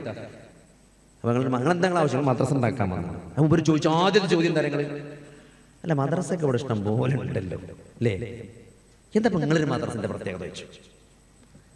ഞങ്ങളുടെ മദ്രസന്റെ പ്രത്യേകത എന്താ വെച്ചാൽ, നിങ്ങളെ കുട്ടിനെ ഏത് സ്കൂളിലും പഠിപ്പിച്ചാൽ, ഞങ്ങളുടെ മദ്രസ പ്രത്യേകത, നിങ്ങളെ കുട്ടിനെ ഏത് സ്കൂളും, നിങ്ങൾ ക്രിസ്ത്യൻ സ്കൂളിൽ കൊണ്ടുപോയി. ആൾക്കാരുടെ പ്രശ്നം എന്താ വെച്ചാൽ, ഈ മദ്രസ നോക്കിക്കാണ്ട് സ്കൂളിൽ ചേർത്തുമ്പോൾ സ്കൂൾ മോശമാകുക. ഈ വലിയ പഠിപ്പില്ല ആൾക്കാർ അതാ ചിന്തിക്കുക, ക്രിസ്ത്യൻ സ്കൂളിലല്ല അത്ര ഉസാറ് മറ്റേ സ്കൂളിലൊന്നും ഉണ്ടാവില്ല, പക്ഷേ മദ്രസ ഇല്ലാത്തതുകൊണ്ട് അങ്ങോട്ട് ചെറുത്താനും വെച്ചാൽ നിങ്ങൾ ഏത് സ്കൂളിൽ കൊണ്ട് നിങ്ങളുടെ കുട്ടിനെ പഠിപ്പിച്ചോളൂ, പക്ഷേ ഞായറാഴ്ച നിങ്ങളുടെ കുട്ടിനെ ഞങ്ങൾക്ക് തരണം, ബാക്കി ഞങ്ങൾ ശരിയാക്കുക. അപ്പോൾ ഇവിടെ മദ്രസ വരുന്ന ചോദിച്ചു, സ്ഥലം പറഞ്ഞു, 5 ലക്ഷം രൂപ ചെക്ക് ചെയ്തു. അങ്ങനെ ചോദ്യം ചെയ്യണവരുണ്ട്. അപ്പോൾ ഇതങ്ങനല്ല, ഇതിങ്ങനെ ഒക്കെ ചോദിച്ച അവസാനം 10 രൂപ. അപ്പൊ അതുകൊണ്ട് സഹോദരങ്ങളെ, നമ്മൾ കൃത്യമായിട്ട് എന്ത് ചെയ്യണം, അള്ളാഹുവിന്റെ മാർഗത്തിൽ നമ്മൾ കൃത്യമായിട്ട് പരിശ്രമിക്കണം. അതുകൊണ്ട് ഈ ദീന് നമ്മൾ കൃത്യമായിട്ട്, ഇതിന് നമ്മളൊരു നെലിയും വിലയുണ്ട്. ഇത് അള്ളാഹു ആകാശലോകത്തിൽ നിന്ന് ഇറക്കിയതാണ്. ഇതിൽ നമ്മൾ ഒരു പ്രയാസം ഈ മതത്തിന്റെ പേരിൽ നമ്മൾ അനുഭവിച്ചു അള്ളാഹുവിന്റെ പ്രതിഫലം നിങ്ങൾ ആലോചിക്കി. 50 ആളുടെ 50 സഹാബിമാരുടെ അമലിന്റെ പ്രതിഫലം നമുക്ക് തരുമെന്ന് പറയുമ്പോൾ എത്രയാണ് സഹാബത്തിന്റെ ചോദിക്കണേ. ഇനി വരുന്ന തലമുറക്ക് ഒരു കുറച്ച് ആൾക്കാർ വരാണ്ട്, ഇനി ക്ഷമയുടെ നാളുകളാണ് വരാണെന്നാണ് നബി പറഞ്ഞത്. ക്ഷമയുടെ നാളുകൾ, ആ ക്ഷമയുടെ നാളുകളിൽ വരുന്ന ആളുകൾക്ക് 50 ആളുടെ പ്രതിഫലം ഉണ്ടാവും എന്നപ്പോൾ സഹാബത്ത് ചോദിക്കാണ്, ഞങ്ങളിൽ നിന്നുള്ള 50 ആണോ അവരിൽ നിന്നുള്ള 50 ആണോ? അപ്പൊ നിങ്ങളിൽ നിന്നുള്ള 50 ആളുടെ പ്രതിഫലം എന്നാണ്. അതുകൊണ്ട് ഇത് നമ്മൾ പറയണം, ഇത് നമ്മളെ ബാധ്യത. നമ്മളെ കുന്തും ഖൈറ ഉമ്മ എന്ന് പറഞ്ഞത് എന്തുകൊണ്ടാണ്? നിങ്ങൾ നന്മ കൽപ്പിക്കുന്നവരായതുകൊണ്ടാണ്, നിങ്ങൾ തിന്മ വിരോധിക്കുന്നവരായതുകൊണ്ടാണ്. അതുകൊണ്ട് അതിലൊരു പേടി നമ്മൾ എന്താണ് കാട്ടറബിയോ അല്ലെങ്കിൽ 6-ാം നൂറ്റാണ്ടിൽ ഏതോ അപരിഷ്കൃത ജന്തുവോ എന്ന് നമ്മളെ കളിയാക്കിയാലും സഹോദരങ്ങളെ, നമ്മൾ അനുസരിക്കുന്നത് പടച്ചോന്റെ നിയമത്തെയാണ്, തോന്നിവാസത്തല്ല. ഓരോരുത്തരും തോന്നിയനല്ല നമ്മൾ അനുസരിക്കുന്നത്. അള്ളാഹു റസൂൽ എന്താണോ പഠിപ്പിച്ചത് അതാണ് നമ്മൾ അനുസരിക്കുന്നത്. അതുകൊണ്ട് നമ്മൾ അള്ളാഹുവിന്റെ മാർഗത്തിൽ മുറുകെ പിടിക്കണം. ഈ ഖുർആൻ അതാണ് അള്ളാഹു ആകാശ ലോകത്ത് നമുക്ക് ഇട്ട് തന്നത്. അത് നമ്മൾ കൃത്യമായിട്ട് പഠിക്കണം, മനസ്സിലാക്കണം. അത് വെറും ഓതി വിടാനുള്ളതല്ല. എത്രയോ തവണ നമ്മൾ ഖുർആൻ ഓതിയിട്ടുണ്ട്. പക്ഷെ ആ ആയത്ത് നമ്മളെ ഹൃദയത്തിൽ സ്വാധീനിക്കണമെങ്കിൽ ഒന്ന് അതെന്താണ് നമ്മൾ മനസ്സിലാക്കണം. അല്ലേ? കഴിഞ്ഞ എന്താണ് ഞങ്ങളുടെ നാട്ടിൽ പണ്ടൊരു അറബി കല്യാണത്തിനെത്തി. അറബി അപ്പോൾ പണ്ടത്തെ കാലത്ത് നമുക്കറിയാം, ഇപ്പം അങ്ങനെയല്ല, ഇപ്പം കുറവാണ്. പണ്ട് എന്നാൽ അറബി ഒരാൾ ഗൾഫിക്ക് പോയാൽ അറബി എന്ത് ചെയ്യും, ഓൻ്റെ പെങ്ങളെ കെട്ടിച്ചാൽ സ്വർണ്ണമൊക്കെ നല്ല സ്നേഹമുള്ള അറബികളാണെങ്കിൽ എന്ത് ചെയ്യും, നമ്മളെ പെരിയിൽ കല്യാണം ഉണ്ടെങ്കിൽ സ്വർണ്ണം തരും. അപ്പം 5-6 പെൺകുട്ടികൾ പെങ്ങന്മാർ കെട്ടിച്ചാണ്ട് പറഞ്ഞാൽ എന്ത് ചെയ്യും, സ്വർണം തരും കല്യാണത്തിന്. പിന്നെ എന്ത് ചെയ്യും, നല്ല വീട് വെക്കാൻ പൈസ തരും. പിന്നെ അങ്ങനെ ആഴ്ചക്ക് ഒരാൾ 6 പെങ്ങന്മാരെ കെട്ടിച്ചാൻ അറബി സ്വർണം കൊടുത്തു. നല്ല അറബിയാണ്, അയാൾക്ക് വീട് വെക്കാൻ. ഇവിടെ അയാൾ പിന്നെ മകനെ പറഞ്ഞയച്ചു. അങ്ങനെ ആ മകന്റെ കല്യാണത്തിന് അറബി വരികയാണ്. ആലോചിക്കുക, മകന്റെ കല്യാണത്തിന് ആരാണ് അറബി? ഇവന്റെ 6 പെങ്ങന്മാരെ കെട്ടിച്ചാൽ പണ്ടം കൊടുത്ത അറബിയാണ് വരുന്നത്. ഇവന് വീടുണ്ടാക്കാൻ പൈസ കൊടുത്ത അറബിയാണ് അവന്റെ പെരീക്കോന്റെ മകന്റെ കല്യാണത്തിന് വരുന്നത്. അങ്ങനെ അറബിയും ഇയാളിങ്ങനെ ഇരുന്ന് സോഫയിൽ ഇരുന്ന് ഇങ്ങനെ കുസുകുസ് പറയുമ്പം മൂപ്പരമ്മ വന്നിട്ട് ചോദിക്കണേ, പോയതിന് ശേഷം എന്താണ് അറബി എന്നോട് പറഞ്ഞത്? കാരണം അമ്മാക്ക് അത്രയും സ്നേഹമുണ്ട്. അമ്മാന്റെ 6 പെൺകുട്ടികളെ കെട്ടിച്ചാളെ സ്വർണം കൊടുത്ത് ഈ അറബിയാണ്. അപ്പൊ അമ്മാക്ക് അത്രയും സ്നേഹമുണ്ട് ഈ അറബിനോട്. എന്നിട്ട് ഇമ്മ ചോദിക്കാണ്, എന്താ മോനെ അറബി എന്നോട് പറഞ്ഞത്? അതെന്താ ആ സ്നേഹ കിറുവന്റെ അടയാളാണ്. അറബി എന്താ പറഞ്ഞത് എന്ന് അറിയാനുള്ള ആഗ്രഹം. ഈ പ്രപഞ്ചത്തെ സൃഷ്ടിച്ച ജഗന്നിയന്താവായ പടച്ചോന് സഹോദരങ്ങളെ, അവൻ പടച്ചോന്റെ കലാമാണ് ഖുർആൻ. പടച്ചോന്റെ സംസാരമാണ് ഖുർആൻ. അത് കേൾക്കാനും മനസ്സിലാക്കാനും നമുക്ക് ആഗ്രഹമില്ല എന്ന് പറയുമ്പോൾ അത് നമ്മളെ കേടനല്ലേ? നമ്മൾ മനസ്സിലാക്കി, നമ്മളത് അറിയാൻ ശ്രമിക്കണില്ല. അതിന്റെ മഹത്വം, അതിന്റെ വെളിവ്, അതിന്റെ ഗാംഭീര്യം അതൊക്കെ അറിയുന്ന ഒരു ദിവസം വരും. മേലെ മണ്ണ് മൂടുന്ന സഹോദരങ്ങളെ, കർമ്മങ്ങൾ ചെയ്യാൻ ഒരവസരമില്ലാതെ കബറിൽ ലോക്കായി കിടക്കും. ഖബർ എന്ന് പറഞ്ഞ വലിയ ലോക്കാണ്. മഹാനായ ഉസ്മാൻ ഇബ്നു അഫ്ഫാൻ ഖബർ കാണുമ്പോൾ കരഞ്ഞിരുന്നു. ഖബറിനെ പറ്റി കേട്ടാൽ അദ്ദേഹത്തിന്റെ കണ്ണീരിങ്ങനെ ഉറ്റിട്ട് താടി രോമങ്ങളിലൂടെ വീഴുമെന്ന് ഹദീസിൽ കാണാൻ പറ്റും. സഹാബത്ത് ചോദിച്ചതാണ്, എന്താണ് ഉസ്മാൻ, നരകത്തെ പറ്റി അല്ലാഹുവിന്റെ റസൂൽ പറയുമ്പോഴും പോലും ഇല്ലാത്ത കരച്ചിലും കണ്ണുനീരും ഖബർ കാണുമ്പോഴും ഖബറിനെ പറ്റി പറയുമ്പോഴും എന്താണ് നിങ്ങൾ ഇങ്ങനെ കരയുന്നത് എന്ന് മഹാനായ ഉസ്മാൻ ഇബ്നു അഫ്ഫാനോട് സഹാബത്ത് ചോദിക്കുന്നുണ്ട്. അതിന് പറഞ്ഞ മറുപടി എന്തായാലും അല്ലാഹുവിന്റെ റസൂൽ പറയുന്നത് ഞാൻ കേട്ടിട്ടുണ്ട്. എന്താണ്? ഖബർ എന്ന് പറഞ്ഞാൽ പരലോകത്തെ ആദ്യത്തെ വീടാണ്. അവിടെ ഒരാൾ രക്ഷപ്പെട്ടാൽ അവിടുന്ന് അങ്ങോട്ടൊക്കെ എളുപ്പമായിരിക്കുന്നതാണ്. അവിടെ ഒരാൾ കുടുങ്ങിയാൽ അങ്ങോട്ടൊക്കെ കട്ടപ്പോക, അതിന്റെ അപ്പുറത്തേക്ക് കട്ടപ്പോകയാണ്. അതുകൊണ്ടാണ് ഞാൻ കരയണെന്നാണ്. അപ്പൊ നിങ്ങൾക്ക് ഖബർ എന്ന് പറഞ്ഞാൽ ലോക്കാണ്. ഒന്നും ചെയ്യാനില്ല. പിന്നെ കർമ്മങ്ങൾ ഒരു നിസ്കരിച്ചാൻ പറ്റൂല, ഒരു സുബ്ഹാനല്ലാഹ് ചെയ്യാൻ പറ്റില്ല. ഇനി വിചാരണ മാത്രമേ ബാക്കിയുള്ളൂ. ആലോചിക്കി, ആ വിചാരണയെ കാത്ത് നമ്മളിങ്ങനെ കിടക്കുന്ന അവസ്ഥ ആലോചിക്കി. നമുക്കറിയാം നമ്മൾ എന്തൊക്കെ ചെയ്തു കൂട്ടിക്കണേ, നമ്മൾ എത്രത്തോളം നിസ്കാരത്തില് നമ്മൾ താല്പര്യം കാണിച്ചിട്ട്, നമ്മൾ എത്ര പലിശ വാങ്ങി, എത്ര പറ്റിച്ചിക്കണ്, എല്ലാം നമുക്ക് ഓർമ്മ ഉണ്ടാവും. അവിടെ നമ്മളെ അവസ്ഥ നമുക്ക് തന്നെ മനസ്സിലാവും. ഒരു സുബ്ഹാനല്ലാഹ് ചെല്ലാനോ ഒരു സുന്നത്ത് നിസ്കരിക്കാനോ ഒന്നിനും പറ്റാതെ ആ ഖബറിൽ ഇങ്ങനെ ലോക്കായി കിടക്കുന്ന ഒരു അവസ്ഥ അപ്പൊ നമുക്ക് ബോധ്യപ്പെടും. പക്ഷെ കാര്യമില്ല സഹോദരങ്ങളെ, അപ്പൊ ബോധ്യപ്പെട്ടൊരു കാര്യമില്ല. ഒരു ഖബറിന്റെ വക്കിലൂടെ നബി ഇങ്ങനെ സഹാബത്തിനായിട്ട് കടന്നു പോവുകയാണ്. അപ്പൊ ആ ഖബർക്ക് നോക്കിയിട്ട് അല്ലാഹുവിന്റെ റസൂൽ പറയാണ്, ഈ ഖബറിൽ കിടക്കുന്ന മനുഷ്യൻ ഇപ്പൊ എന്താണ് ചിന്തിക്കുന്നത് നിങ്ങൾക്ക് അറിയോ, എന്താണ് ഇയാൾ ആലോചിക്കുന്നത് നിങ്ങൾക്ക് അറിയോ? എന്നിട്ട് സഹാബത്തിന് പറഞ്ഞു കൊടുക്കാണ്, എന്താണ് നിങ്ങൾക്ക് ബാക്കിയുള്ള നിങ്ങളുടെ ആയുസ്സുണ്ടല്ലോ, നിങ്ങൾക്ക് ബാക്കിയുള്ള ആയുസ്സുണ്ടല്ലോ, അതിൽ നിങ്ങൾക്ക് ഏറ്റവും വിലപ്പെട്ടത് 2 റക്അത്ത് സുന്നത്ത് നിസ്കരിക്കാനുള്ള നേരാണ്. ആ സുന്നത്ത് നിസ്കാരമാണ് ഏറ്റവും വിലപ്പെട്ടത് എന്നാണ് ഈ ഖബറാളി ഇപ്പൊ ആലോചിക്കുന്നത്. അത് ആർക്കാ പറഞ്ഞു കൊടുക്കണത്? ഈ ബാക്കി ആയുസുള്ള മനുഷ്യന്മാർക്കാ പറഞ്ഞു കൊടുക്കുന്നത്. കാരണം അയാൾക്ക് ഖബറാളിക്ക് ഇനി ആയുസില്ല, നിസ്കരിക്കാൻ പറ്റൂല. 2 റക്അത്ത് സുന്നത്ത് പറഞ്ഞാൽ എത്ര സമയം എടുക്കും? ഇങ്ങനെ നിങ്ങൾ ഒന്നുണ്ടാക്കി കയറുമ്പോ ഇഖാമത്തിന് ടൈം നോക്കൂ, ഒരു 1.5 മിനിറ്റ് ഒക്കെ ഉണ്ടെങ്കിൽ നമ്മൾ നിസ്കരിച്ചു. കാരണം നമുക്കറിയാം 1.5 മിനിറ്റ് കൊണ്ട് 2 റക്അത്ത് നിസ്കരിച്ചാൽ അറിയാം. ആ 2 റക്അത്ത് സുന്നത്ത് നിസ്കാരമാണ് ഒരാൾക്ക് ബാക്കിയുള്ള ആയുസ്സിൽ ഏറ്റവും വിലപ്പെട്ടത് എന്ന് അയാൾ തിരിച്ചറിഞ്ഞ് കിടക്കാണ്, ഖബറിൽ കിടക്കാണ്. ആ തിരിച്ചറിവ് നബി സഹാബത്തിന് പറഞ്ഞു കൊടുക്കണം. ആ സഹാബികൾ താബീകൾക്ക് പറഞ്ഞു കൊടുത്തു. അത് നമുക്ക് പറഞ്ഞു എന്തിന് നമ്മക്കാണ് അതിന് ചാൻസ് ഉള്ളത്. അതുകൊണ്ട് സഹോദരങ്ങളെ, ഇതൊക്കെ ലോക്കാണ്, ഒരു അവസ്ഥ വരും. അതിന്റെ മുമ്പ് മാറണം, നിലപാട് മാറ്റണം. അള്ളാഹുവിനോടും റസൂലിനോടുമുള്ള നിലപാട്, അത് സഹാബത്ത് എന്തൊരു നിലപാടാണ് ജീവിതത്തിൽ കൈക്കൊണ്ടത്, ആ താബീകൾ എന്തൊരു നിലപാടാണ് ജീവിതത്തിൽ കൈക്കൊണ്ടത്. അങ്ങനെ ഒരു നിലപാടിലേക്ക്, അള്ളാഹുവിനും റസൂലിനും ഇമ്പോർട്ടൻസ് കൊടുക്കുന്ന ഒരു നിലപാടിലേക്ക്, 5 നേരത്തെ നമസ്കാരത്തിൽ അത്രയും പ്രാധാന്യം നൽകുന്ന ഒരു നിലപാടിലേക്ക് നമുക്ക് വരാൻ പറ്റുമെന്നുള്ളതാണ്. പിന്നെയുള്ള എന്താണ് സഹോദരങ്ങളെ, നന്നായിട്ട് നമ്മൾ ദിക്ർ ദുആകൾ വർദ്ധിപ്പിക്കുക എന്നുള്ളത്. അള്ളാഹുവിനെ ഓർക്കാനുള്ള ഒരു മാർഗ്ഗം 1 ഖുർആനാണ്, 2 ദിക്റുകളും ദുആകളുമാണ്. നിങ്ങൾ വെറുതെ നിൽക്കുമ്പോൾ ദിക്ർ ചെല്ലാം അല്ലേ? നമ്മൾ മരിക്കുമ്പോൾ ലാ ഇലാഹ ഇല്ലല്ലാഹ് ചെല്ലണം എന്ന് നമ്മൾ പറയും. പക്ഷെ അങ്ങനെ ചെല്ലാൻ കിട്ടുന്ന ഒരു സാധനമല്ലത്. എത്രയോ ഫ്രണ്ട്സ് അല്ലേ, ഒരു സുഹൃത്ത് വളരെ ചെറുപ്പത്തിൽ ക്യാൻസർ ആയിട്ട് മരിച്ചുപോയി. അപ്പൊ അദ്ദേഹത്തെ ശുശ്രൂഷിച്ച ഒരു സുഹൃത്തുണ്ട്. അദ്ദേഹം പറയാണ്, കുറെ കെലിമ ചൊല്ലിക്കൊടുത്തു, പക്ഷെ പറയാൻ കിട്ടില്ല. മൂപ്പരനെ അത്ഭുതപ്പെട്ടു. അപ്പൊ അങ്ങനെ പറയാൻ അല്ലെങ്കിൽ നമ്മൾ വിചാരിച്ച നമ്മളിങ്ങനെ കിടക്കണ നേരത്ത് നിങ്ങൾ മരണാശയിൽ കിടക്കുമ്പോൾ, അസുഖം ക്യാൻസറിന്റെ ലാസ്റ്റ് സ്റ്റേജിൽ കിടന്നിട്ട് പ്രയാസപ്പെടുമ്പോൾ നമ്മുടെ സഹോദരനോ വാപ്പയോ അമ്മയോ മക്കളോ കെലിമ ചെല്ലിത്തരുമ്പോ അത് ചെല്ലാൻ പറ്റിക്കോണമെന്നില്ല. അത് വലിയ ഒരു തൗഫീഖാണ്. അപ്പൊ എന്താണ് സഹോദരങ്ങളെ, ജീവിതത്തിൽ ആ ഒരു കെലിമയോട് ഈ ദിക്റിനോടൊക്കെ ഒരു സ്നേഹമാണ്. ഒരു ചെറിയ പ്രയാസം ഉണ്ടാവുമ്പോൾ നമ്മൾ ലാ ഇലാഹ ഇല്ലല്ലാഹ് ചെല്ലി പഠിക്കണം അല്ലേ. ഒരു ചെറിയ കാര്യം വെച്ചുത്തി അല്ലേ, നമുക്ക് ഒരു മോശമായ സംഗതി അപ്പൊ എല്ലാത്തിനും എല്ലാ സാഹചര്യങ്ങളിലും അള്ളാഹുവിനെ ഓർക്കാൻ എത്ര ദിക്റുകളാണ് അള്ളാഹുവിന്റെ റസൂൽ ജീവിതത്തിൽ പഠിപ്പിച്ചത് അല്ലേ. ഒരു കാറ്റൻ കയറുമ്പോൾ അള്ളാഹു അക്ബർ പറയാം അല്ലെ, ഒരു കോണി കയറുമ്പോൾ കാറ്റ്. നമ്മുടെ ജീവിതത്തിൽ നടക്കുകയാണെങ്കിൽ ഒന്നുകിൽ നടക്കുക ഒരു കാറ്റേക്കാരൻ അല്ലെ, ഒരു ലിഫ്റ്റ് കയറുകയാണ്, ഒരു കോണി കയറുകയാണ്, അള്ളാഹു അക്ബർ. ഉയരത്തിൽ കയറുമ്പോൾ അള്ളാഹു അക്ബർ പറയുന്ന സുന്നത്താണ്. ഇറക്കിറങ്ങുമ്പോൾ അല്ലെ, അങ്ങനെ ദിക്റുകൾ എത്ര ടൈം, ഓരോ ടൈമിലുള്ള ദിക്റുണ്ട്, ടൈമില്ലാത്ത ദിക്റുണ്ട്, നിബന്ധനകളുണ്ട്, നിബന്ധനകളില്ലാത്ത എത്ര നമുക്ക് ചെല്ലാം. വെറുതെ ഒരു സുബ്ഹാനല്ലാഹ് അൽഹംദുലില്ലാഹ് വലാ ഇലാഹ ഇല്ലല്ലാഹു വല്ലാഹു അക്ബർ ലാ ഹൗല വലാ ഖുവത ഇല്ലാ ബില്ലാഹ് ഇടയ്ക്ക് ചെല്ലി ശീലാക്കണം. അങ്ങനെ ഒരു എന്താ പറയാ, ആ ഒരു തരത്തിൽ നമ്മൾ അള്ളാഹുവിനെ ഓർക്കുക. അല്ലാഹുമ്മ യാ മുഖല്ലിബൽ ഖുലൂബ്, ഹൃദയങ്ങളെ മാറ്റിമറിക്കുന്ന റബ്ബേ, എൻ്റെ ഹൃദയം ദീനിൽ ഉറപ്പിച്ച് നിർത്തണം. വല്ലാത്തൊരു കാലഘട്ടത്തിലൂടെ നമ്മൾ കടന്നു പോകുന്നത്. ഏത് സമയവും നമ്മൾ തെറ്റിലേക്ക് എത്തിപ്പെടാം അല്ലേ. നമ്മളെ എന്താണ്, നമ്മൾ ഇത്തരത്തിലുള്ള പ്രലോഭനങ്ങൾക്കും പ്രകോപനങ്ങൾക്കും അടിമപ്പെട്ട് അല്ലെ, പെട്ടെന്ന് നമുക്കൊരു ഒരാള് പെട്ടെന്ന് നമുക്കൊരു റിയാക്ഷൻ വരാം, മോശമായിട്ട് പ്രതികരിക്കാം. ഇതൊക്കെ എന്ത് ചെയ്യും, നമ്മുടെ ജീവിതത്തെ ബാധിക്കണം. അതൊക്കെ നമ്മളെ ഹൃദയത്തെ ഉറപ്പിച്ചു നിർത്തേണ്ടത് പടച്ചോന്റെ തൗഫീഖ് തന്നെ വേണം. നമ്മളെ കൊണ്ട് കഴിയൂല അല്ലെ. ഖുർആന്റെ ആയത്തൊക്കെ പരിശോധിച്ചാൽ കാണാം അള്ളാഹുവിന്റെ റഹ്ബത്തില്ലായിരുന്നു എങ്കിൽ കാണാം അല്ലെ. എന്താണ് ഈ റബ്ബത്താണ്, ആ ഹൃദയത്തെ നാം ഉറപ്പിച്ചു നിർത്തുന്ന റബ്ബത്താണ്. അറബിയിൽ റിബാത്ത് എന്ന് പറഞ്ഞാൽ ഈ സർജറിക്കൊക്കെ വരുമ്പം ലിഗമെന്റ് സർജറിക്ക് അറബികൾ റിബാത്ത് എന്നാ പറയാ. കയറാണ് സത്യത്തിൽ റിബാത്ത് എന്ന് പറഞ്ഞാല്. അപ്പൊ റബ്ബത്താണ് പറഞ്ഞാൽ കയറുകൊണ്ട് കെട്ടിനാണ് റബ്ബത്താണ് പറയാ. അതായത് ഹൃദയത്തെ കെട്ടി ഉറപ്പിച്ചു നിർത്തുക. ഹൃദയത്തിന് ഒരു ഉറപ്പ് നൽകുക. അത് പടച്ചോൻ തന്നെ തരണം, നമ്മൾ വിചാരിച്ചിട്ട് കാര്യമില്ല. അപ്പൊ കഴിഞ്ഞ ദിവസം ഒരു പേഷ്യന്റ് വന്നിട്ട് പറഞ്ഞു, ഞാൻ തന്നെ അത്ഭുതപ്പെട്ടു പോയി. അദ്ദേഹത്തിന് എന്താ വെച്ചാൽ ചെറിയൊരു അസുഖമുണ്ട്, ചെറിയ മാനസികമുണ്ട്. ഇപ്പൊ അയാൾ ജീവിതത്തിന്റെ ഏറ്റവും വലിയ പ്രതിസന്ധി വെച്ചാൽ കുറെ അദ്ദേഹത്തിന് ജോലിയുമായി ബന്ധപ്പെട്ട് ഭയങ്കര പ്രഷറിലാണ്. അപ്പോൾ ഇപ്പൊ എന്താ വെച്ചാൽ എന്റെ പ്രതിസന്ധി മാറണമെങ്കിൽ അല്ലാത്തവരോട് പ്രാർത്ഥിച്ചാലേ മാറുള്ളൂ എന്ന് തോന്നുന്നു. അതുകൊണ്ട് പടച്ചോനല്ലാത്തൊരു ദൈവത്തെ വിളിച്ചാലോ എന്ന് ഇങ്ങനെ തോന്നുക. നിങ്ങൾ ആലോചിക്ക്, അയാൾ എന്തൊരു വിഷമാണ് അനുഭവിക്കുന്നത്. അയാൾ ഇത് സത്യമാണെന്ന് മനസ്സിലാക്കിയിട്ട് അയാളെ മാനസികത്തിന്റെ അസുഖത്തിന് പ്രയാസം അയാൾ പറയണം. അതായത് പടച്ചോനല്ലാത്ത ഒരാളെ വിളിച്ചാലേ എന്റെ പ്രയാസം മാറുള്ളൂ എന്ന് എന്നോട് ഇങ്ങനെ ഒരാൾ പറയാം. ഒരു വിളിച്ചതെന്ന് തോന്നുക. പക്ഷെ ഞാൻ അങ്ങനെ പിടിച്ചു നിൽക്കണം. എന്താ ഇനി കാട്ടണമെന്ന് ചോദിച്ചു.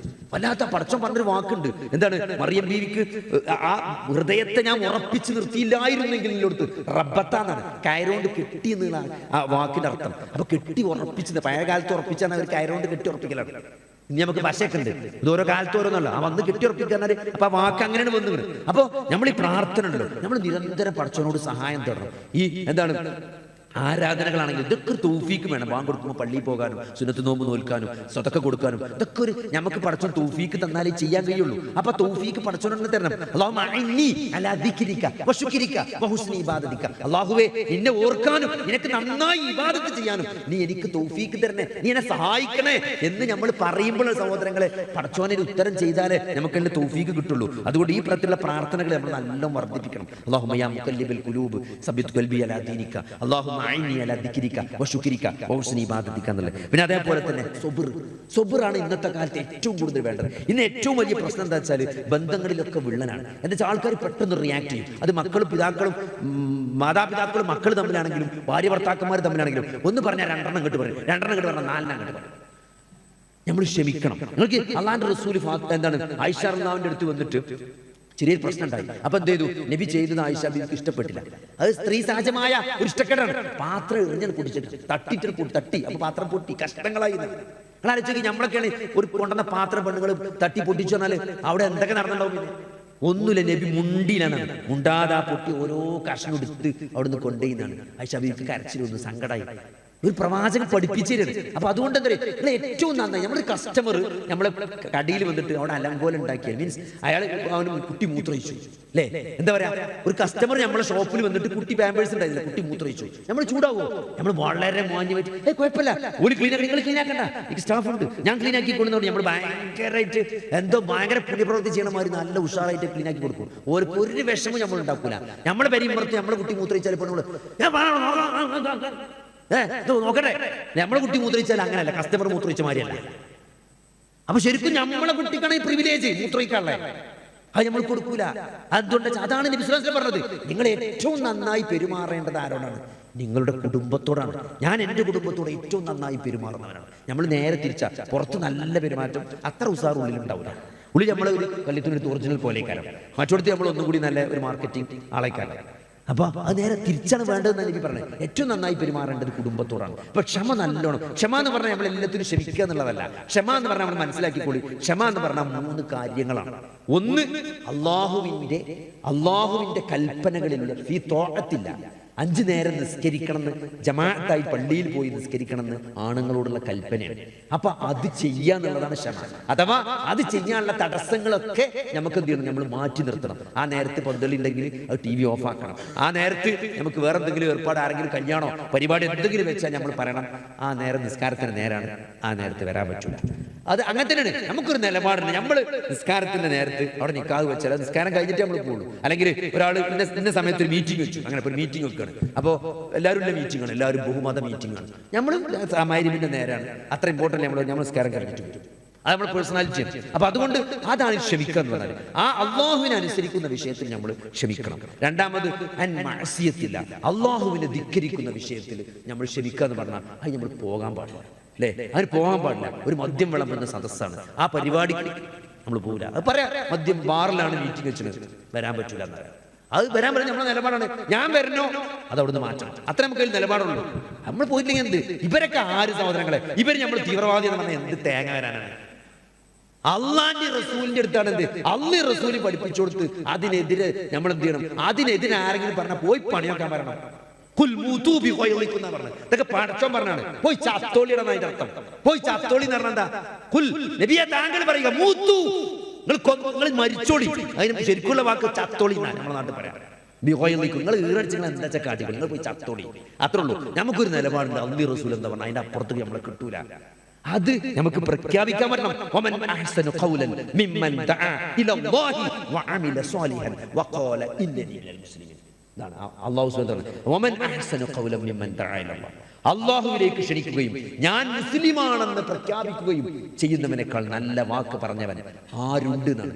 അത് ജീവിതത്തിന്റെ ഒരു നിലപാടാണ്. എന്ത്?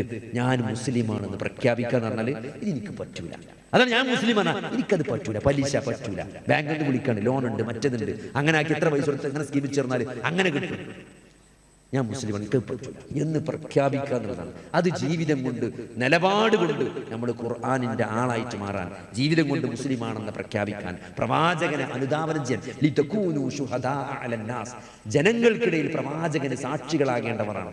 തഅ്മുറൂന ബിൽ മഅറൂഫ്, നന്മ കൽപ്പിക്കേണ്ടവർ, വതൻഹൗന അനിൽ മുൻകർ, ദുരാചാരം വെറുക്കേണ്ടവർ, വിലക്കേണ്ടവർ, അതിൽ നിന്ന് മാറി നിൽക്കേണ്ടവർ, അതിനെതിരെ യുദ്ധം പ്രഖ്യാപിക്കേണ്ടവർ, അവരാണ് വജാഹിദു ബില്ലാഹി ഹഖ്ക ജിഹാദിഹി, അല്ലാഹുവിന്റെ മാർഗ്ഗത്തിൽ പരിശ്രമിക്കണം. ഹഖ്ക ജിഹാദി, യഥാർത്ഥ മുറപ്രകാരം നമ്മൾ എന്ത് ചെയ്യണം? ജിഹാദ് ചെയ്യണം, പരിശ്രമിക്കണം എന്ന അല്ലാഹുവിന്റെ കൽപ്പന പാലിച്ചുകൊണ്ട് ജീവിക്കാൻ അല്ലാഹു നമുക്ക് തൗഫീഖ് നൽകുമാറാകട്ടെ.